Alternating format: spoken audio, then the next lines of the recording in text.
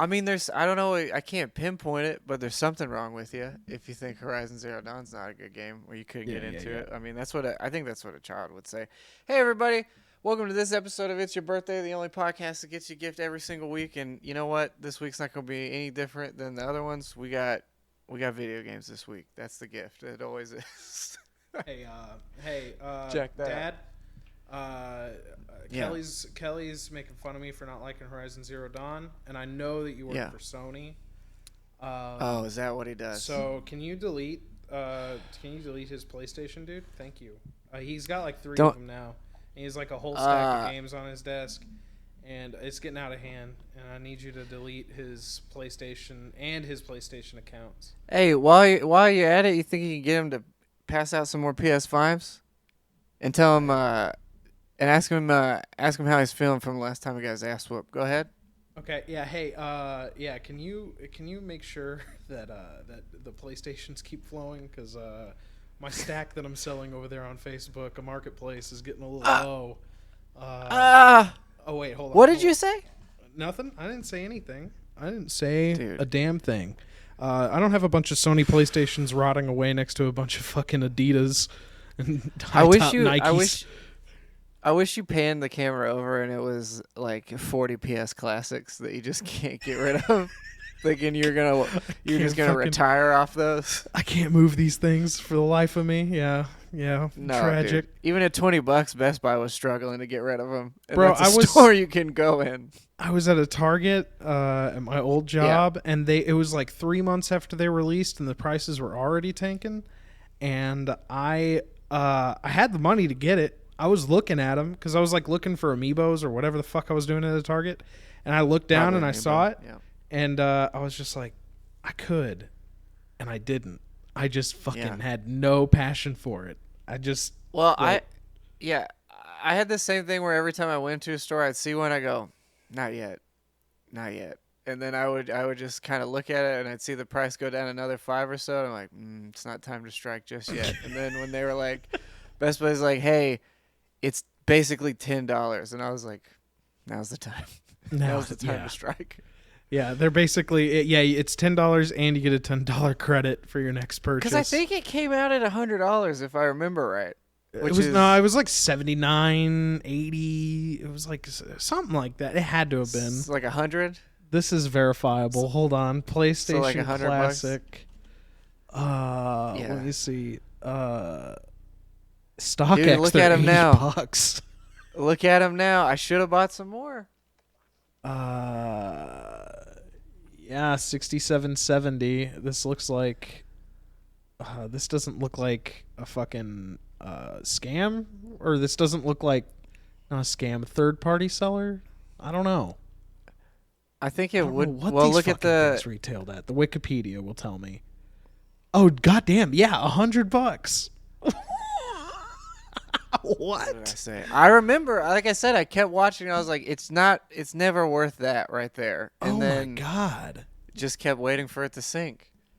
Cause there was no way. The more it was that once you could mod it, and then which that happened like almost immediately. That didn't even take long at all. I mean, the fucking the Nintendo ones were like cracked open immediately, and I mean, I didn't do it.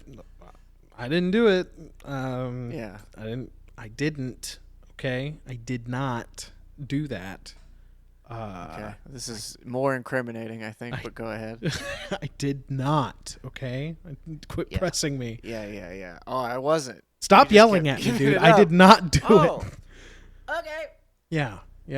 Thank you. Anyway, either you did or you didn't. But regardless of that, those.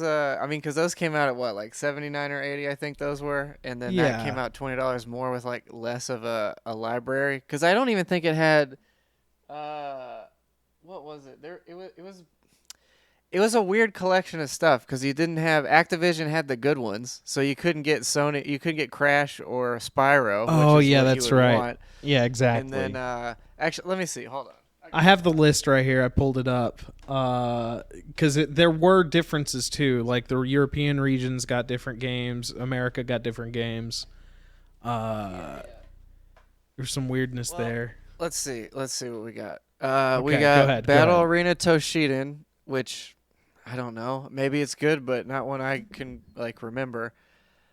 Cool Borders 2, Destruction Derby, Final Fantasy 7, Grand Theft Auto, Intelligent Cube, Jumping Flash, Metal Gear Solid 1, Mr. Driller, Oddworld, Abe's Odyssey, Rayman, Resident Evil Director's Cut. That's alright. Revelations, Persona, Ridge Racer Type 4. I mean, the more I look at it, the more it's not that bad. It's just Wild Arms and then Twisted Metal, Tom Clancy's Rainbow Six, Tekken 3. It's not Siphon bad, Filter. but then you It's also not, remember but you're missing, like, you're missing some staple. I mean, Crash Bandicoot and Spyro the Dragon are like staples of that system. Yeah, it's also weird that like And Medieval is that's- missing, like because that was Yeah, like a which maybe- kind of classic. It's because they had the other one in the works, that remaster, so they're like, I don't know.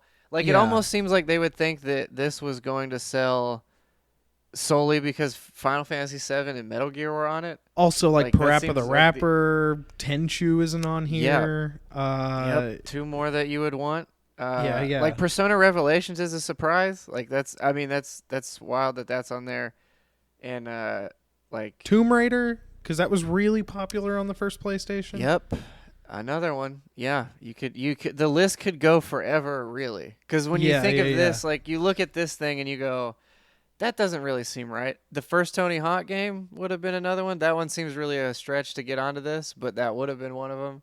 Well, also Um, like Bubble Bobble, or like I think it was called Bust a Move in America. Bust a like Move, that. yeah. Yeah. That would have been another really good one. Yeah, man, that is a Like little Abe's odd. Odyssey is a strange one because, like, I mean, not that that's a bad game, but it's just weird that that's one of them too. I don't know. Yeah, I guess. Either way, you could have done a lot better.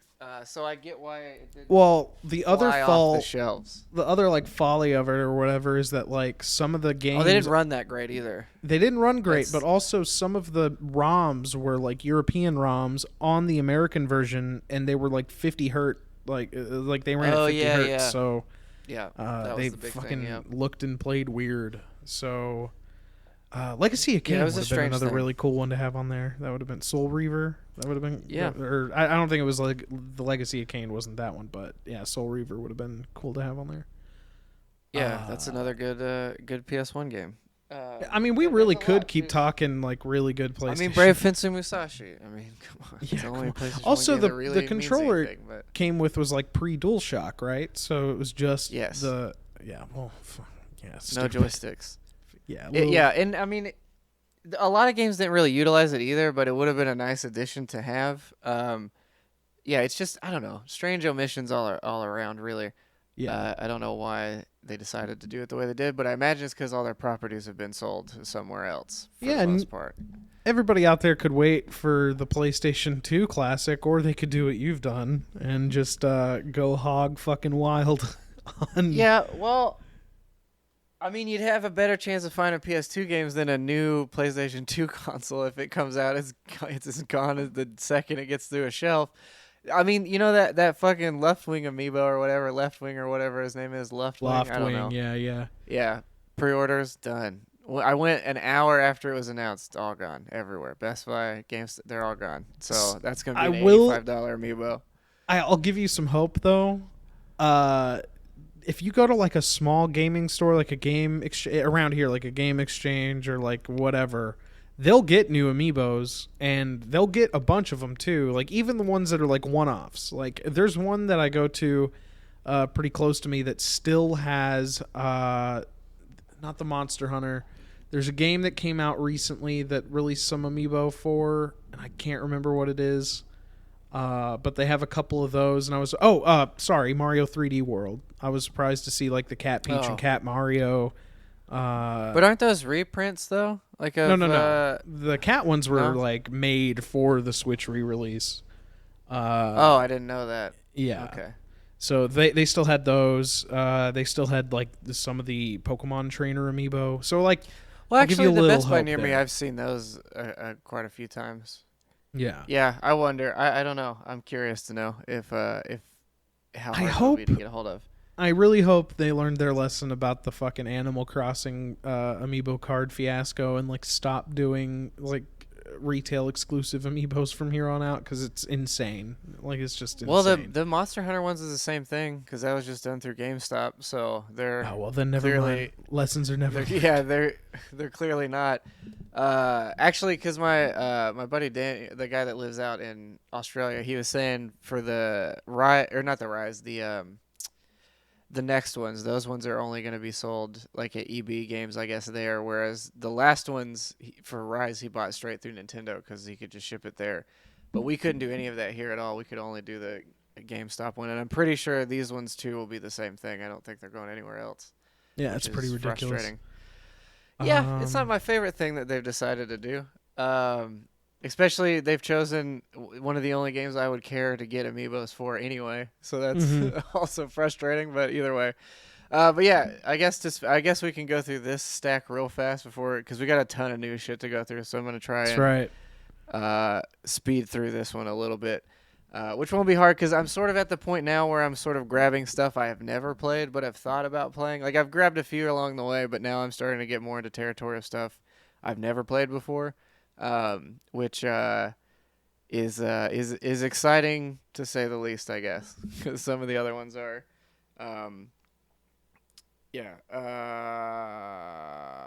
anyway. Yeah. So what I've got here, let's see. I got this was the just one for lone Switch game. Yeah. Yeah, the lone. Yeah, I tried to tone it down. I actually got quite a few of these just today, because it was like I just had the time to go. But yeah. Atelier Ryza 2, which is like a very anime game. I think when I was talking to you, I was like, it's Altair Ryza 2, Lost Legend of the Secret Fair, and you're like, is that an RPG game? I'm like, yeah, I think it might be. I think it might be a JRPG. It's hard to say. But yeah, it definitely is. It's pretty neat. I've only put maybe like an hour into it, maybe. I started it like as I was going to sleep, basically. But I've heard really good stuff about it. And the first one was one of those games that for no reason has shot up to like $80 for some unknown reason. So that was kind of the other reason I was like, well, I'm going to go ahead and get this one now because it's like $40 instead of $60. So let me see what happens. But seems neat so far. Then I've got, let's see, Cool Borders 2. I'm realizing that I kind of have always known this, but I'm realizing that the PlayStation 2 is the extreme sports console. Like it's, I mean, the Xbox and GameCube had them also, but the PlayStation 2 has so many extreme sports games. It's insane. But maybe that was just the era we were really in because Tony Hawk was big, so basically every extreme sport was blown up. Because they saw that, ooh, and they went, all right, Kelly Slater, you can do surfboards. Dave Mirra, you can do bike. Like everybody just got their game if they did extreme sports. Which, they never got to the alive, competitive. Really. They never got to competitive yo-yoing, which is a little disappointing. But I thought you were gonna say competitive yodeling, and I was like, I have Karaoke Revolution. I think that's that game. Yeah, SingStar, whatever. You could yodel into the microphone. Yeah. Nobody's stopping you. Yeah. So yeah, I haven't played cool. I remember playing older ones. I've never played to this specific one. Mm-hmm. But very inexpensive, so whatever. I've heard this is really good, James Bond from Russia with Love. I've never played it. It's actually a third-person shooter, as opposed to all the other ones being first-person. Here it's really good, though. And again, it was like $4, so I figured whatever, because I've seen it more expensive.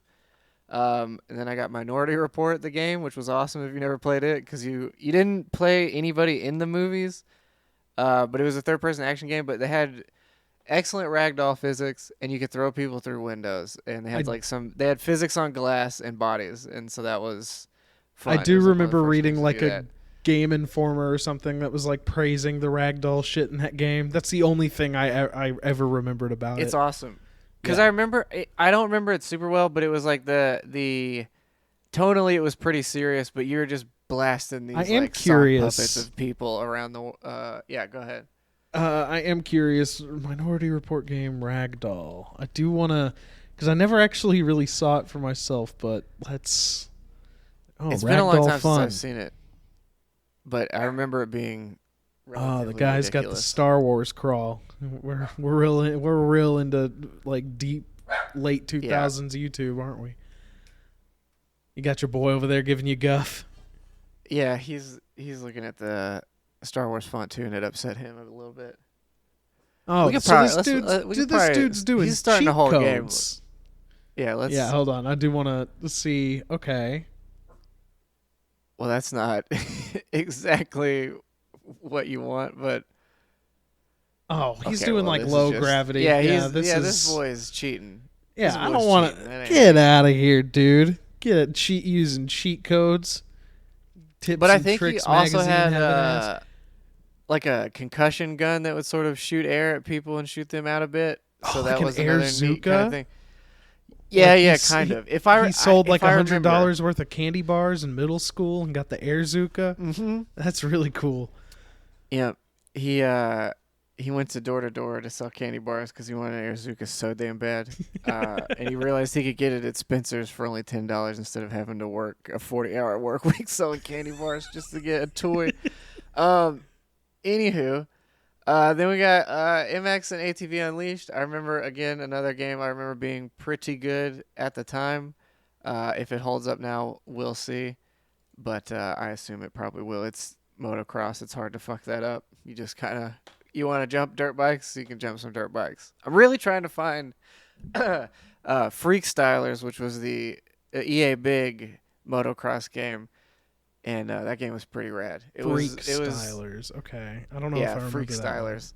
one. Yeah. It was basically like that over the top kind of SSX tricky, but taken to dirt bikes. So you'd have like this crazy sports or the crazy like combo multiplier and all this going on, and you do a bunch of like break dancing and shit while you're in the air. So it's just like really impossible stuff to do on a dirt bike.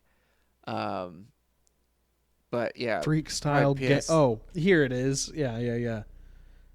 The Yeah, cover looks dude. familiar, because I guess that's the NFL Street font or whatever the fuck. Yeah, that's big time. That's bike graphics. That's big time bike graphics right there. Is what you got. Okay. Yeah, I had to make sure I wasn't. I don't know. I've never heard It's of it, but it looks familiar. It kind of came out around the same time BMX Triple X did, or at least that's when I remember coming across it. Are there like but cool boobs in that one? Is there like really cool No, naked not as dudes cool and boobs as BMX Triple X and Outlaw Beach Volleyball, along with Dead or Alive Beach Volleyball, still hold the title for most boobs per second. Very in a video cool game. boob award in video games? Yeah, very cool boob award Yeah. given by IGN every year. They give the cool boob award. Yeah. And they did, one year they just gave it to I can't think of her name, so this joke doesn't matter. It was what was the girl at the Super Bowl that had her tip pop out? They give her the best boob award. Janet that year. Jackson. Single Yeah. tit. I'm on the up Jackson. and up. Yeah. Yeah.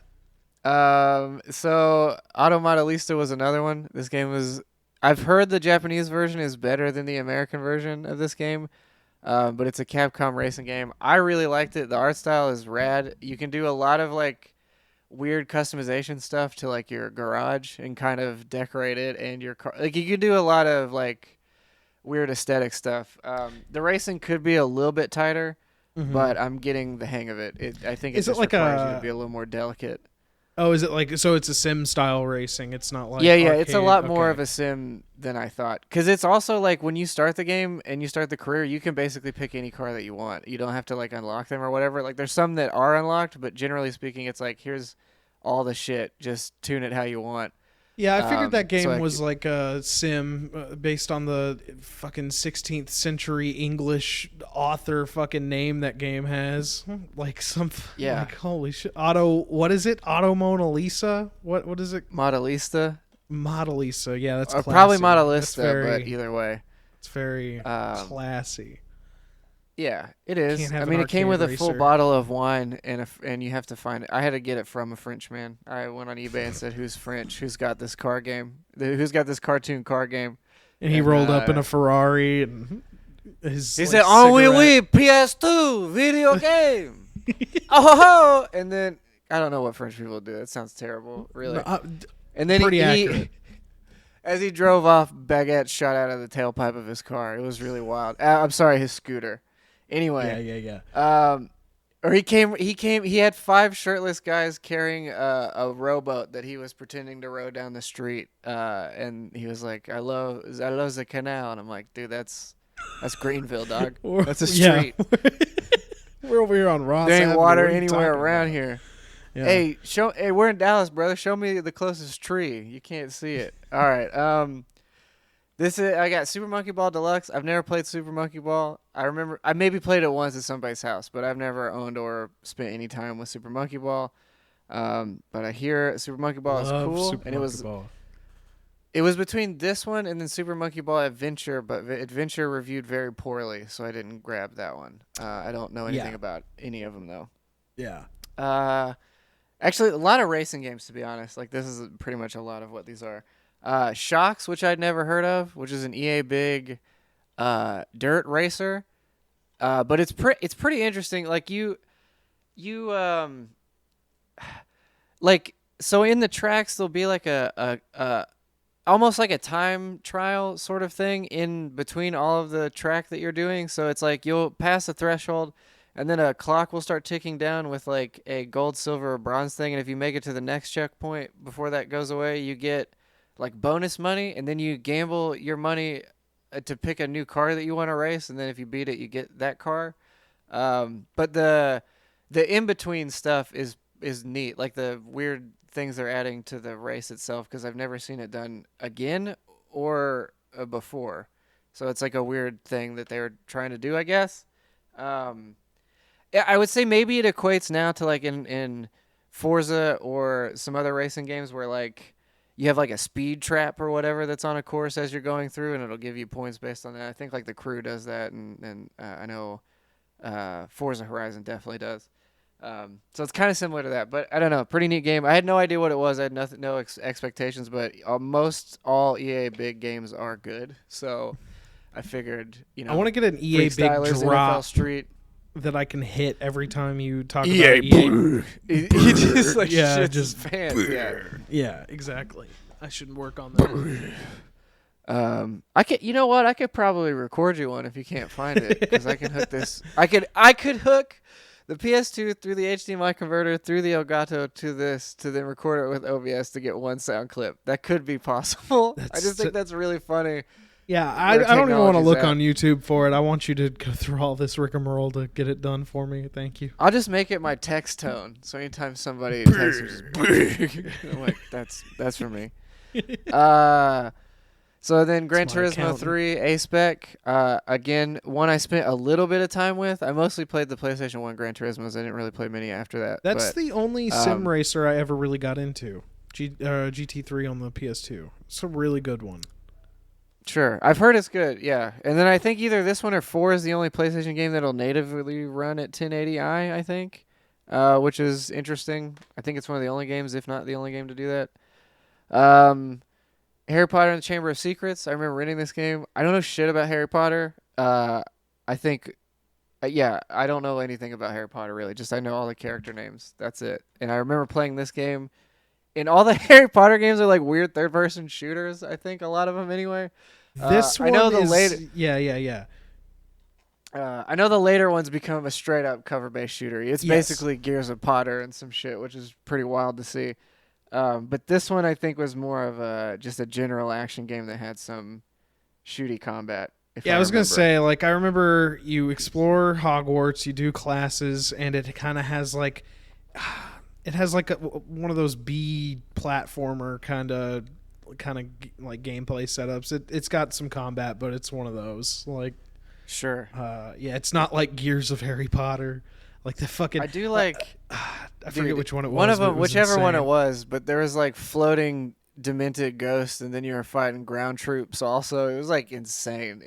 When they weren't fucking around with the like idea of a wizarding war. They're like, okay, that's what we're gonna do then. For the record, anyway. none of that happens in Yeah. Harry Potter. Just a heads up. Yeah, that's Nothing what I was that showing. Cool happens. Yeah. Well, I was having my partner was watching it, and she's like, "Oh, it's this part of the movie." Oh, she's like, "Yeah," and then the book. No, and they just start this like wild combat thing. She's like, "Well, none of this has happened." And then I like this one too. It says on the back, "Be Harry Potter in a richer, deeper adventure." So richer and deeper than any of the books or the movies, this experience here is the deepest you can get.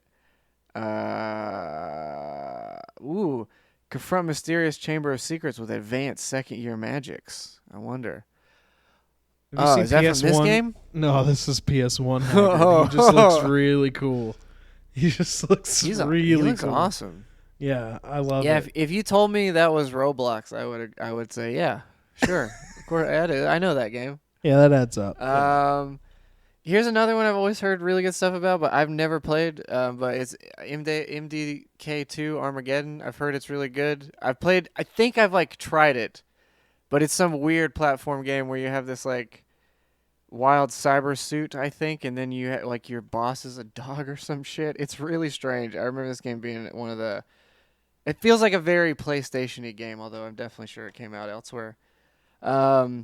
Freaky Flyers was another one. I think it's like a horny game by Midway. It's a horny airplane game. That game's actually really fun. I've heard looks it's awesome. horny, Yeah, but it's like a serialized. Like it's supposed to be like a very like overblown, cartoony. I don't know. It doesn't really have a lot of horny elements except for the character design, I think, from what I recall. But Probably yeah, not. That game's pretty fun. All it really seems like is that they trademarked the term freaky, because it's like feeling freaky. Time to get the most energetic thing with these. Wait, hold on. Where did it say it? It said it again somewhere. It was like 4 times on here. Yeah, it's time to get your freak on. There it is. Feeling freaky, get your freak on. I mean, Missy Elliott did it too. So they made royalties off of that. Yeah, no idea. It's fucked up. Seems okay though. How much was that? It was. So the way that it works is if you get like a certain amount, they cut them in half. So it was around $4, $4 or $5. Okay, yeah, that's worth it. That game's pretty fun. It seemed like it for whatever reason it struck a memory. I don't think I've ever played it, but I remember seeing it and I was like, you know what? It's the only copy they have, so let me just grab it just in case.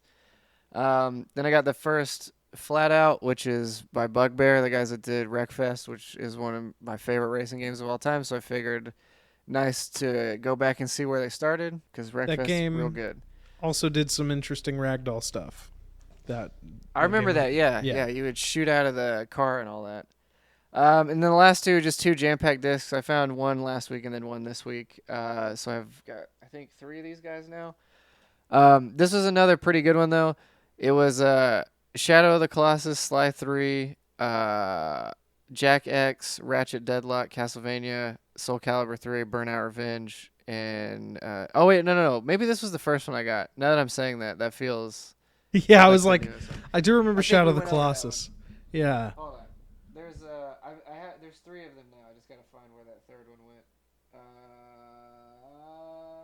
In the meanwhile, yeah. I remember playing Shadow of the Colossus, and that was a really fun game. Shadow of the Colossus was really cool. You had a little horse, and he did a lot of cool things with a sword. And there were also these big dudes, and the big dudes were called Colossus. You fought the Colossus by, get this, climbing on them, and it was really cool. And when you climbed on them, you would stab them, and then they would ooze black blood. Whoa. And then at the end of the game, it turns out. Yeah, I found it. Okay, I cool. found it. Yeah. So this one had Primal, Wild Arms 3, Ratchet and Clank, Mark of Creed, Tony Hawk 4, and SOCOM, and then the first Sly Cooper was on this one. And then this one I picked up today had Crash Twinsanity, Ratchet and Clank, Up Your Arsenal, Jack 3, ATV 3, CO Coden 4, Burnout 3 Takedown, Ace Combat 5, Ooh. Star Wars Battlefront, Champions Return to Arms, TAC 2, and Robotech Invasion, and then NCAA Football 2005. Dude, that one's a real jam pack. The other one had like 4 games. This one this one says try out 12 new games. This one had 10 hot games. This one has 4 decent games. They all have different. They have a different monitor. 12. Try 12 new games, and then this one's 10 hot new games. These are the. I wish these still existed. I don't. Though there's really no way that it would make sense for them to do it. But this reminds me of like those DVDs. It's like 9 Jurassic classics, and you're like, oh yeah, it's just like black and white movies, like 40 black and white dinosaur films that no one saw. Oh, dude. Yeah, or you could get the Happy Madison collection for $5, and it's all of the worst Happy Madison movies. And you can just watch Kevin James shit his pants for 2 hours. Yeah. You watch Kevin James give himself a hand job. Yeah, it has bench warmers 3 times on it for some reason. Dude, I watched that movie. This is no joke. There was one time I rented that movie from a Blockbuster, and we played it for 3 days straight. When I was like 10 years old in our basement, or 12 or something. We were like, we had like 3 different CRTs set up. It was like basically a LAN, but then we watched Benchwarmers the entire weekend. It was stupid. It was stupid. You would go to sleep hearing Benchwarmers, and you would wake up. It was one of those DVDs that didn't go back to the menu. It would just play itself over again. So it would go to the menu once and then play itself again. Did I tell the story about the cabin that I used to go to when my dad would force us to go on his hunting trips? Oh, yes. You have told me about this cabin. I don't know if I ever talked about it on the show, but that reminds me of there was this little tiny shitty cabin at this hunting lodge thing, and that's where the kids stayed. And in there was a TV with a built-in VCR and like 2 movies. One of them was Talladega Nights, and the other one was Mousetrap or Mouse Hunt. And yeah, I watched Talladega Nights and Mouse Hunt on repeat for like 2 or 3 days because it was the only thing in that fucking thing to do. Miserable. I wouldn't watch the best movie I've ever seen all weekend. Like, that's just not. It's a terrible thing. It's a terrible experience. I don't suggest it. I've only done that 2 times, I guess. One other time was with Dude, Where's My Car? My cousin and I didn't have a choice. We just kept watching it. It was too fucking funny to us at the time. And then one church trip, the only watchable DVD on the bus was Remember the Titans. So I've seen Remember the Titans about 80 times because it was the only it's also one we the could movie watch that up the there, teachers, back there, and all weekend. Yeah, that was also the movie the teachers would wheel out on the fucking cart when they didn't feel like teaching for that day. Like, I'll watch Remember the Titans. Fucking feel good about football and God or whatever that movie's about. Well, it's about equality more than anything. It's about segregation, I think, which is also funny to me to some extent because it was a school in Kentucky. We didn't have anybody that wasn't white on that bus, and they were really excited about watching that movie. I like the movie, but I can't tell you anything else about it now. I've seen it so many times. I've seen it so many times at such a young age. It's almost like what happened to me. Like, I almost think I lived it. Like, I was there in the stands too. You know, when those things were happening. But no, it's a fine movie. I got nothing against it. Just seen it too many times. I was actually gonna say, I forgot. I have 2 games that have been effectively lost in the mail that keep circling. They're somewhere. One of them's supposed to be here tomorrow, which is Crazy Taxi. I ordered that like 3 weeks ago. I remember that. Yeah. Almost, yeah. And then my sealed copy of Persona 4, right? The other one. This is the one that is infuriating because I have a breakdown of the tracking, right? And I just want to give you an example of what it looks like because it's give me the lowdown. Insane to me. Yeah. Okay. This is the last thing about games I picked up. So on the 18th, right? The label was created. It was at the Missouri. On the 19th, it left Missouri. It went to the next facility. It arrived in Detroit, Michigan. And then it goes to Coppell, Texas, then to Dallas. Then, for some reason, on the 23rd, it's in fucking Florida. And then it goes to Florida, Ybor City. Then it goes to Tampa. Then it goes to Tampa. Then on the 27th, it went to Irving. Then on the 27th again, it went to Dallas. And then on the 27th again, it's in Irving. So I don't know if I'm ever going to get this thing or if they're going to send it off to fucking Michigan or Minnesota again. They're like, you know what? Let's get this out of here. What it sounds like is that package didn't only have Persona in it, and it's being shipped around the country for illicit purposes. And eventually, you'll get the end result. Eventually, but they gotta offload all the illicit product first. Give me one second. Oh yeah. Of course. That's fucking. That's pretty wild. Yeah, I guess just a minute, and Kelly's back. Sorry. Well, Oh, Jack you're just good. got home. But All right, we're back in it. We're sec. back. Yeah. Okay. So, yeah, that's all the pickups for this week. Nothing too crazy. Do you want to do news, or would you want to talk about Biomutant for a little bit? Let's. Okay. I guess we'll do like a little upcoming titles at the end of the show toward the news or after Maybe news. maybe we do that instead of history today because there's so much news. Yeah. Let's do that. Okay. Okay, Biomutant. So I'll give my little thoughts real quick because Yeah. I know you've definitely played more of it than I have. About a day's worth, yeah. I will say that game is the slowest fucking burn that Yes. I've ever experienced, and it's still burning. Like it's still like the smoke hasn't completely settled on it. I dig it. Like I like it a lot. Sure. But I understand the mixed reviews on it. I understand that like some of the biggest complaints on it are things that I kind of noticed playing it, but also I think giving it a fair due is also worth it because in the back of my mind I keep watching it and I'm just like, so much effort by so few people went into this to make this, and it is a very unique thing, which is weird because it does like combine a bunch of elements of like very popular games as of late, and to mixed result.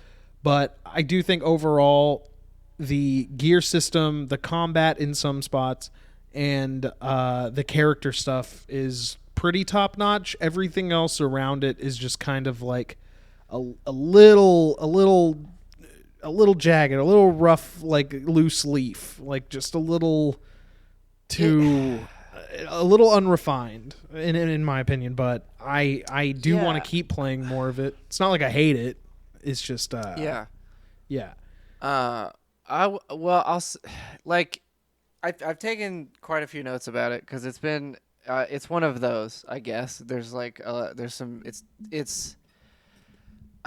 it's one of the it's a game that's had a very long lead up, so it's one where I think like you're sort of inclined to expect a lot of stuff or really have no idea what it's going to end up as. So it's like another kind of polarizing game in that way, I guess. It's similar to like, I mean, I wouldn't compare it necessarily on the same scale as Cyberpunk because there are definitely different things that are an issue here. But I feel like in the same wheelhouse of that game, and then maybe Death Stranding also. Like just those games that have had maybe not the fanfare like that. This one definitely didn't have that kind of legacy that the other two did. Or pedigree maybe is the thing, something like that. I don't know, but yeah. Regardless of what I'm saying now, yeah, it's like it's hard to explain. It's like it's the problems with the game are like primarily focused on like the way that it presents the world to you because the world itself is interesting already. You don't really need this stuff that it's like forcing on you. Like one irritation I've had, and it happens in a lot of games, but like just the fact that every thing in this world has been renamed is a bit frustrating. Like because then a lot of the dialogue ends up being someone sort of over explaining like what a TV was, or what a TV is to you, or a radio, or like a piano, or whatever. And it's like nice that they've done all of this extracurricular work to set this like world up with these sort of reference points or whatever. And the idea, I don't have any idea if this is what's happening, but my take on it is that this is either potentially like this was a human world and just the animals were able to adapt to the radiation but became like human sized, I guess, to this world. Or because there was always this talk of some corporation messing with things, but I don't know if it's like if it was planted, I don't know I don't know the time period of like if this thing is human made or if this is all the actual like, because it has this vibe of almost like Ferngully or some shit, but I don't know if there are humans that exist that did all this or if this is the humans. These creatures have always been what's there. Like I was thinking about it, and another game that kind of does the same thing story wise, and what you're talking about, where it like renames some like common things that we deal with every day. Mutant Year Zero, which is actually like I love that game. It's fantastic, but I think it handles that stuff a little better. Also, it doesn't have a 2-hour intro that's just beating you over the fucking head with shit. Yeah, but like, well, and go ahead. I was just gonna say the characters in that game, like you'll like stumble into a area and then you'll see some like rust bucket piece of shit car, and they're referring to it as like some mythical fucking thing. Which I understand and I get and I like that, but this one, they call like a phone like a plink plank. Yeah. Like yeah. Like the names are a little weird too, so it's a little strange, but yeah, and so then that you get that compounded with the fact that there's only a voice actor for the entire game, and he summarizes and narrates everything everyone is saying. Mm-hmm. So you don't have a voice. You all speak in gibberish. So the way it plays out is it'll be like you speak in gibberish, then the words will come up, then the narrator will read what they said. So it's like every one line of dialogue is technically like there's space for 3 in it. So it's like one starts, then that starts, then he starts. So it's just like, and obviously that's the thing of like you can listen and read at the same time. That's not a big deal, but it is a weird thing that there's always a delay so that the creature can speak, so that the narrator can then summarize what they said back to you. And then that also gets a little grating too, because it's always like he said that he was going to do this to you, and you reply with it. It's like, so it's always. There's like this degree of separation between every character, because you don't really feel like your character really, and you don't really feel like those characters are their own character either. So it's really only just feels like the narrator is the only character, and then that's compounded by the fact that like all the cutscenes are done exactly like this, or all the dialogue is done just like this. Like it's just a character standing doing nothing, you talking to them, and that's fine. It's just it happens a lot. Like everything that you're talking to people constantly. So every time you do it, it's just kind of this like slow thing. And with that is like the fact that there are cutscenes for so many things that are just like, could just happen organically. Like you'll walk to a new area and it's like, oh, well, I want to look around, but it's like the camera will just kind of look around for you and then come back and you're like, I don't need to lose control for that. Like it doesn't make sense. And then, I've only done one of the boss fights so far. And it does the same thing. There was like 8 cutscenes in that one boss fight. So it was just like this thing where like the fight itself was fine. It was just broken up by like very trivial zoom in out, like loss of control stuff. It was just really weird. Yeah. Like I don't know why they would set this up like that. And then in addition to that, the stuff the characters are telling you to go do almost always end up like a puzzle like this. It'll be like a bunch of, it's like, it's kind of funny to be honest, because it's like this thing of it'll be like, the ancient player piano, if we could only figure out its mysteries, can you turn these 3 dials and match the colors? And you're like, yeah, I could. And it's like, oh my god, the old times in the zippy zap, the plop pleeps used to put acid out of the tubal tank. Can you unplug the acid so the bleeblobs can come out? And it's like, how do I do that? It's like, well, you could match these 2 colors on these 3 wheels. And you're like, yeah, I could. I guess I could. I mean, you could do that, like, but I'll do it. Like, yeah, no problem. Yeah, I'm like, you couldn't figure this out? How are we a civilization if you guys couldn't get this going? Like, if everything is color-coded in the same way. Maybe that's what it is all creatures, except I'm the only non-colorblind animal here, so I can, like, see that they're not just both white. So they're, like... Because it shocks you, I guess, if you fail it or whatever. Because sometimes, I've also had 2 things happen there where sometimes I don't feel like they gave me enough moves to get it right. And I've also had some where it was already correct when I went to it, but I had to rotate it and then rotate it back for it to count as being done. Yeah. But I've had that happen like 5 or 6 times at least, where it was like already done. Not that, again, they're not difficult. It's just kind of, again, is a... And I'll give them credit. There's like, so far I've seen like probably 30 or 40 different vignettes to the puzzle, but it's still, the puzzle is still the same.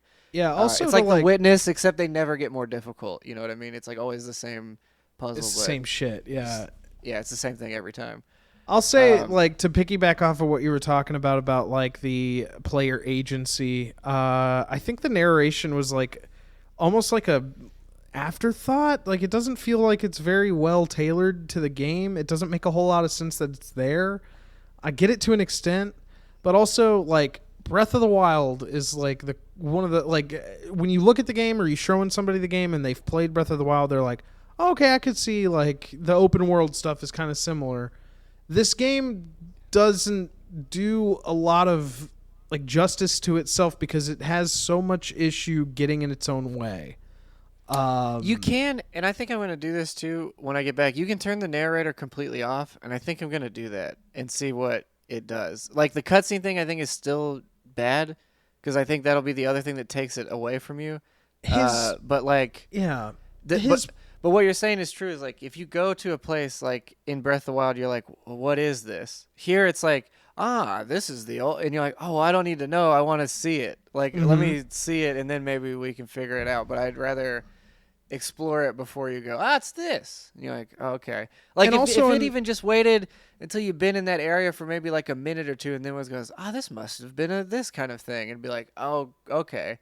But yeah, it's just this weird thing of like, because it's gorgeous and you see a bunch of stuff in the horizons. You go, I want to go to that. I want to see that. Like you don't, it's the same thing that happened with Immortals Phoenix Rising. It's the same thing where it's like, it tried to give you this Zelda thing, but it had again these two weird narrators like narrating everything that happened when it didn't. You didn't need it. Like you just don't need it. And that game's like kind of a little better because there's more than one voice the whole time. The narrator's prompts no, you're good. The narrator's prompts in combat are at least useful because that's, and we'll get into that in a second. I don't want to stay talking Biomutant forever, but there's a lot to say about it though. To be honest, there is. It's like.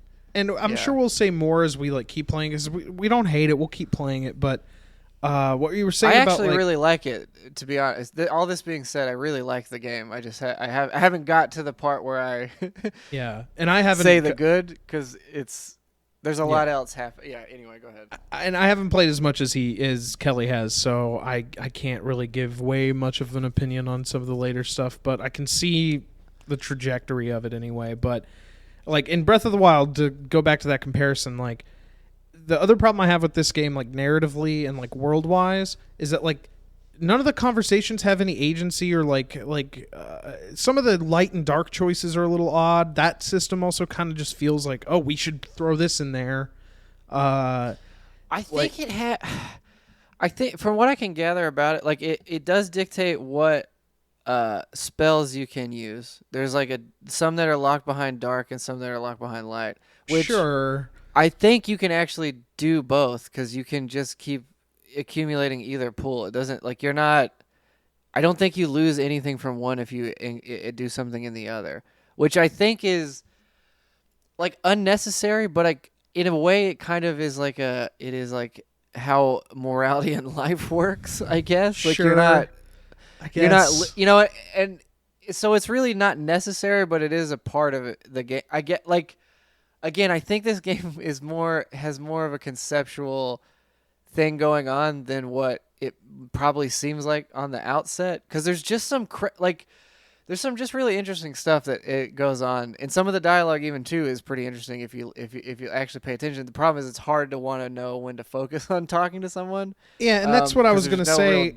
About the conversations that you have with the animals is that like it's not like a Fallout where like the world building is done, like you're talking to a character and it's like, oh hey, I want to learn more, and then like there's these options like where you can learn more about like what they're up to and like who their family or whatever is and like the area. The characters, when they're talking to you, when you respond, you're picking like 3 options and it's usually in response to something they're saying. So, but there's no going back in some cases. Like if you're like going down the conversational path and he's like, I was a sergeant for the whatever army, blah, blah, blah. And we also used to pick berries in the summer. You could either talk about him being a sergeant or talk about like what kind of berries they ate. And you'd never be able to go back to like hearing more about like the army. It's something, I don't know. But there may be some, I think that, because I can't tell you what happens. There is something that I think makes that make more sense, but it happens like, I don't know exactly how far into the game you would need to be for it to happen. I guess, organically, because I stumbled upon. Anyway, I can't say anything about it, but I think there's something to that, and I think what's happening is it's sort of like, I guess more or less it's forcing you to stick with the decision. It's like even if it seems like a minimal thing to decide, I think that has something to do with it. Yeah, I I kind of could see what be, you mean. Yeah. and I don't know totally if that's correct, but I do know that there is like a. I think the light stuff has people trust you more often because I've never failed like a persuade check on somebody, but that has come up a couple times now where I could persuade them to do something else. Actually, all the camps, I didn't fight any of the leaders. I just persuaded all of them to surrender to be a part of our group or whatever, the myriad or whatever the tribe is that we Mm-hmm. picked. Um, so yeah, but it is also weird too because we were talking about that in Discord the other night. It's like you can press every character for information about stuff they have no idea about, which doesn't make any sense. In that, I'm still trying to struggle to know why you have to talk. You get to talk to so many people about this stuff that doesn't necessarily come up. Um, but I have found a few things where I pressed them and they showed me like secrets somewhere. So I guess there's something happening. I just don't quite Mm-hmm. understand what. Um, yeah, I'm gonna quickly read a few of the a few things that we just went over, but a few issues, and then I'm gonna get into. I'm gonna sort of lightly explain some of them. I'm not gonna go through this whole list, but um, a quick note, a weird thing, and it's sort of the issue of it being a smaller team, I guess, is like so. Like one thing I noticed that was odd is like all the loading screens are the same splash screen that just says Biomutant and things, Mm-hmm. and I never realized how important splash screens are until you get the same one every time you fast travel. It's really kind of weird that that's omitted, and especially because there is also. I would even take it if they just put your like screenshots in there or something like any like the with the photo mode or whatever, because it's just weird. It shows you the title card every time. It's just really it's a weird thing. Um, yeah. It's also okay. So another weird thing I noticed too is like there's a lot of customization with the vehicles, but you can't use the vehicles all that often. But there's a Mm-hmm. ton of customization with them. Like you're literally finding crates full of parts to customize the look of these things, but you can only use each of them in specific. Like there's like a jet ski, but you can't use it in all bodies of water. You can only use it in like a certain zone's body of water, which is just it's odd. I don't. Again, it's another thing where it's like you should just like I could kind of get why maybe the mech is restricted because it kind of toys with the combat a little too much, and there's no Mm-hmm. upgrade that I can find to the mech stuff. Like you don't get different guns or something like that, which would have been cool. But it's just the way it is.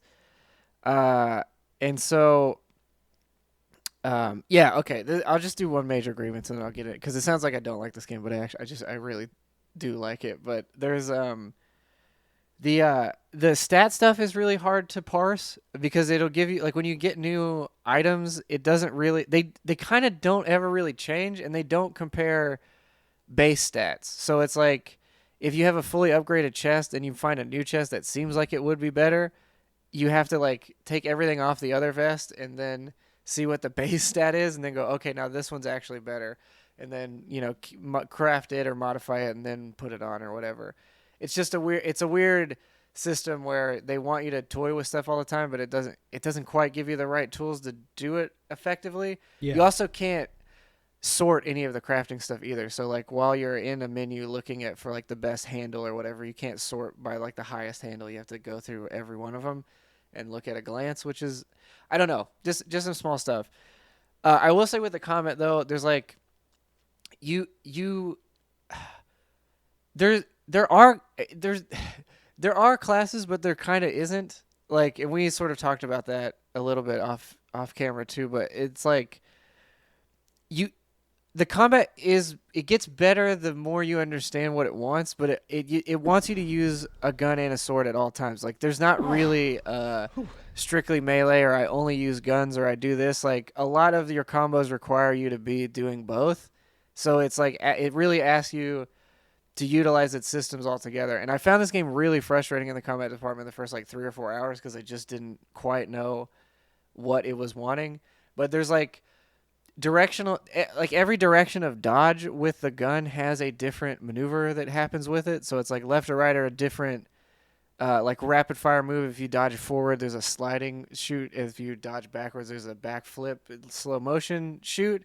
So it's sort of like a fighting game, kind of, but there isn't a target either. Really, it locks onto what it thinks you're going to try and fight, which can be hit or miss.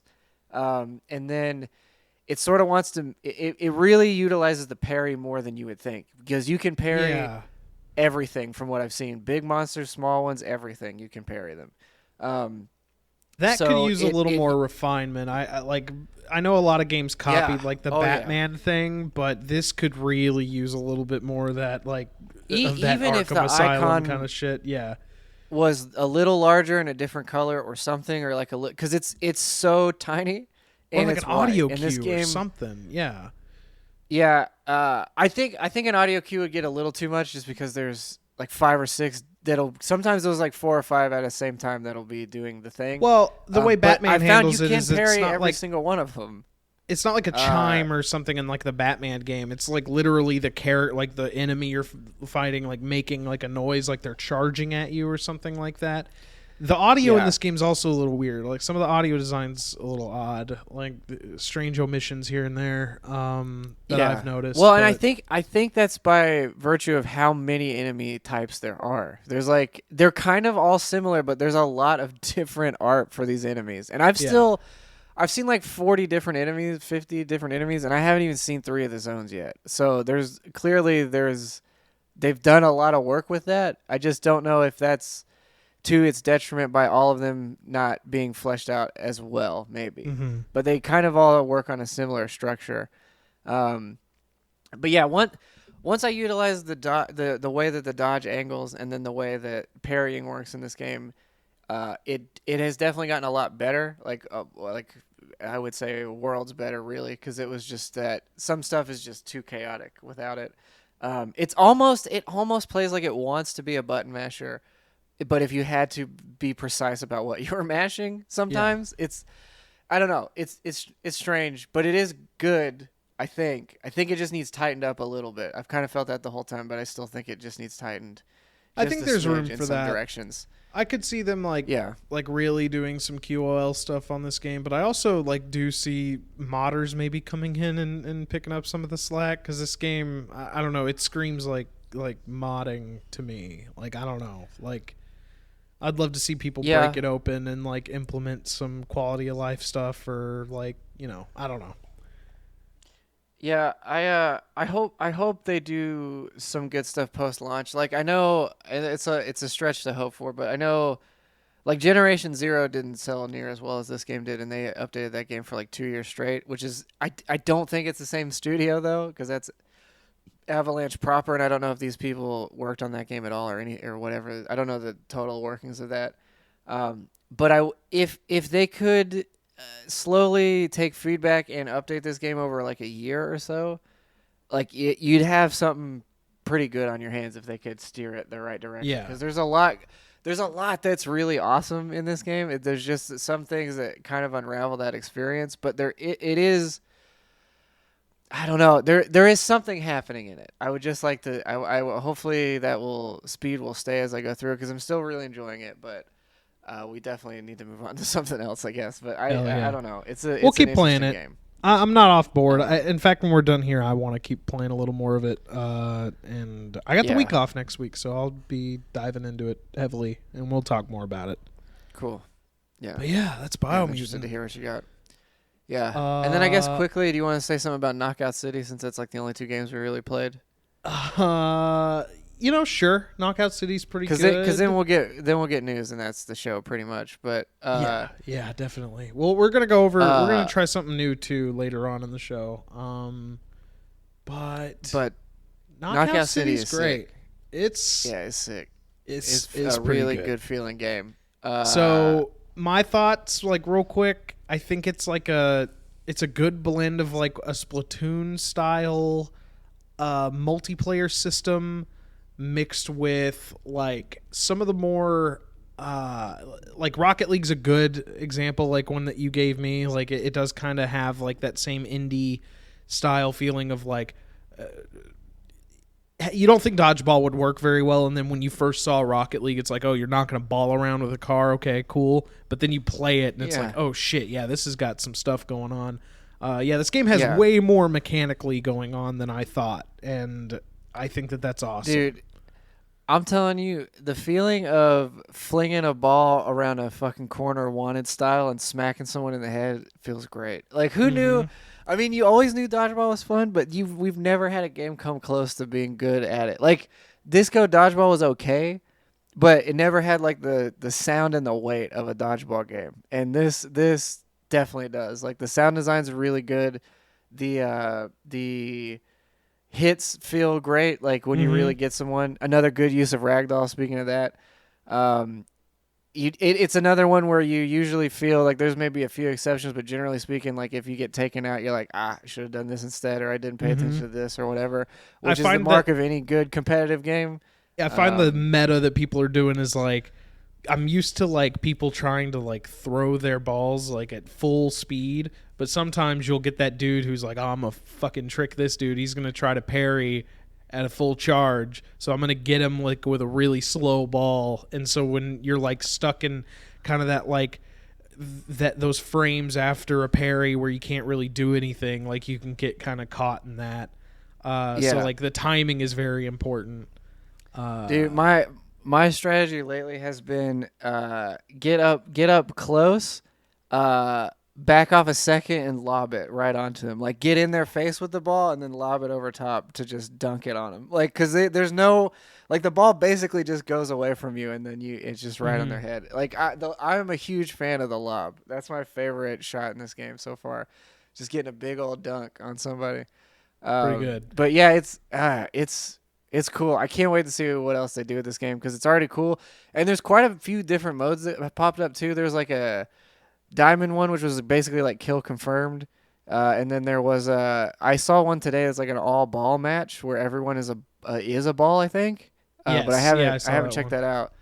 And this thing, dude, putting somebody in a cage ball and then dunking them down the arena, that feels really good because you're just like, gotcha, bitch, and you just throw them all. Like, I don't know. There's just, it's some good shit. It's some real good shit. Yeah, we didn't even mention like the games, like the round specific like special balls. Like there's so many of them, and like I like most of them. I feel like the explosive one, like we were talking about it like last night. It's very situational. Yeah.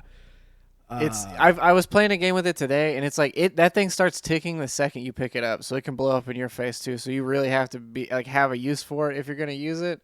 And which is I wish I could figure out the teammate dive a little bit better, like when somebody throws you. I seem to. I wish if maybe I'm just missing what it is to do it, but I feel like I need a better slam because it seems like or maybe it just all happens on a timer, so you just have to sort of have it happen when you time it out a little bit better. But yeah. Yeah, Knockout City is sick. I absolutely love that game. I can't wait to play more of it. Knockout City is fucking cool. Yeah. It's you know what? In the same vein of Rocket League, it's that thing where it's like it's a game I never knew I wanted. Like I never knew I was gonna want this game, and then now that I played it, I'm like, that's exceptional. What a great idea. Yeah. It's kind of It's kind of Windjammers. It's kind of like a 3D Windjammers a little bit. Yeah. Without a goal, but they could. Hey, they could put a goal in this game somewhere. They could figure that out too. Hey, what's up, Jim? Thanks for watching. Appreciate it. Yeah, we just talked. That is a lit chat box, Jim. Great job. Yeah. No, I think he's talking about the way it looks on the stream, the like cool pop up that I have on there because I did that. Oh, I thought he meant all the text all the email pics that he put in there. I was like, damn, man, pat yourself on the back over there, Jim. Fuck, man, dude. Do we even have time to? Let's get into like some of the smaller ones real quick. The ones that we can breeze through. I think this one might be something that we could probably get through really quick. Oh yeah. This is like not any. It just doesn't make any real sense to me. But maybe Warhammer is just way bigger than I think it is. And it probably is. But they're making it in a streaming network, but for like TV shows that they're producing. So it's not like games or anything, which would make sense because they have like 8,000 games. Yeah. But it is just odd to me that they're gonna just be I don't. It's weird that they didn't just like sign a deal with someone else rather than putting this whole thing on themselves. Because it's hard for me to think that someone would pay monthly to just watch Warhammer content. But maybe people are that obsessed. I really don't know. I really have no idea. I What mean, the fan base is Warhammer's like a religion in Europe almost. Like I'll say, like Warhammer's pretty big here in the States. But yeah, Warhammer's like very big in like European countries. Sure. But also, like, I was gonna say because the tabletop game seems awesome, but the video games they've never seemed that good to me. I've tried a lot of them, and I've always just been like, ah. the Dawn Like of War Warhammer games. Online was probably the one I played the most of. Dawn of War was cool. Yeah. Dawn okay, of War I take that back. 1 through 3, or no, 1 through Yeah, 2 Dawn are of War really was good. good. Dawn of War 3 is ass. But Dawn of War 1 and 2 are fucking fantastic Warhammer games. Like, fantastic games. Like, outside of the Warhammer license, they're just really good games. Yeah, those were cool. I remember playing those on a whim. And, There I is- like those. So There is a cool Warhammer game, like, around the corner, though. that shooter. Yeah. Necrodomus or whatever it is. Yeah. Necromundus. Necromunda Hired Gun. This game actually looks really fucking sick. I mean, that name is cool. Yeah, I don't know if we ever talked about this one. But Probably yeah, not because it's still not out yet. So I guess just to have this playing while we're talking about it still, like, yeah, Warhammer's big. There was like a huge fan like project that was done, and they like went dark, like their YouTube channel went away and everything, but apparently like they said that they were working with Games Workshop to like kind of license the property properly and like release it in official channels. Oh yeah, here's the game. Sorry, I forgot to put it on the stream. Wish I played more of the Warhammer games. It felt like Gears of War meets PlanetSide. Not a bad dude. Warhammer's lore is insane. Warhammer's lore. Well, it's is apparently it's fucking whatever insane. you want. It's like there's some idea to it that like there's like some universe opening. So basically, like everything is possible. There's like some civilizations that still live in the Wild West. There's like some I don't know. They were like lightly explaining it in the article because I don't know anything about Warhammer, but it seems like it's just like you could have a Fringe sitcom style thing about the Warhammer universe and that would be canon. So whatever you want to do, I guess. It's such a weird thing because, like, I don't know, not to get way too deep into it, but like the Space Marines are like comically overpowered, and to think that they live in a universe with actual people having jobs and families is insane to me. That these people aren't. It's not gonna happen. like, No. You don't, dude. You don't clock in anywhere at it with a job like with a world like this, dude. There's It's no just way. like if you knew what an exterminatus was, where literally like fucking Space Marine gunships are destroying entire fucking hive worlds and planets and shit. It's like, how does civilization thrive in any of this? Like, I don't. Yeah, dude. Can you imagine like this? Okay, Necromunda hired gun. What's her taxes look like? What is she? How are they gonna? What are they filing for there? Who does it go to? Is there any just I don't know. There's no way that civilization seems like it makes any sense. Yeah, you but do have a maybe cool it does. cyber dog in this game, dude. This game's got some shit going on. I'm looking forward to this one a lot. Actually. It looks good. My only hang up is that it's like a $40 game, so I wonder what that means. Like, because it seems like it's one they could sell for more than that. So I'm wondering where the cost is. Like what? Because I think it it's looks like like a the production purely- value is super high. Yeah. So I just don't. Maybe it's just a straight shot. I mean, it just kind of looks like Doom to me, but it looks cool. Yeah, it's fast paced, cool. Yeah, I hope a good Warhammer game comes out. Oh well, they saved their money on the font. That's what they did. Because God, that looks like the most basic UI I've ever seen. Yeah. But I guess it works. Warhammer's big. Who knew? Yeah. I would say I'll talk about this one real quick, just really quick. It's not huge. It does have weird repercussions though, but I don't know anything about this game. Overwatch is moving from 6v6 PvP to 5v5. I think ultimately this is a good move. I'm just going to go through my thoughts real quick. I think ultimately it's a good move. They want to make tanks in the game less a tank role and more of like this kind of brute damage like hybrid. They want them to be more aggressive. The issue with Overwatch has always been like they lean really heavily into the competitive nature of it, so they want you to have like 2 tanks. They want you to have like 2 healers. They want you to have the 2 damage dealers. Like they they've really shifted that balance to where they kind of want you to build a specific way, and making it 5v5 will kind of like turn that balance a little bit. I think it's going to make, and watching the presentation they did for Overwatch 2, I think it is going to like call for a faster game. It is just going to be like a little bit more controlled and fun in a way. The PvE stuff, whatever. The repercussions I'll get into on this is that, like, with the Overwatch League, everything's built on 6v6. So they have like players that are dedicated to being like off tank or main tank. So reducing like the tanks down to like a brute style kind of role, also doing 5v5, that's going to leave them in an awkward position where all of a sudden that sixth player is like no longer needed or like an asset to the team. I imagine they'll have like something like benched players or like wild card players that can like fill roles and stuff like that. Yeah, but that is strange, especially for how long it's been going on. But I guess you have to expect with any game like that, scene may disappear, so you kind of have to be, I guess, prepared for that, I would suppose. I mean, their thing is, like they said, the shift from focusing on the protection of your team and to in-your-face battling is anticipated to have impacts to the flow and pacing of the PvP experience.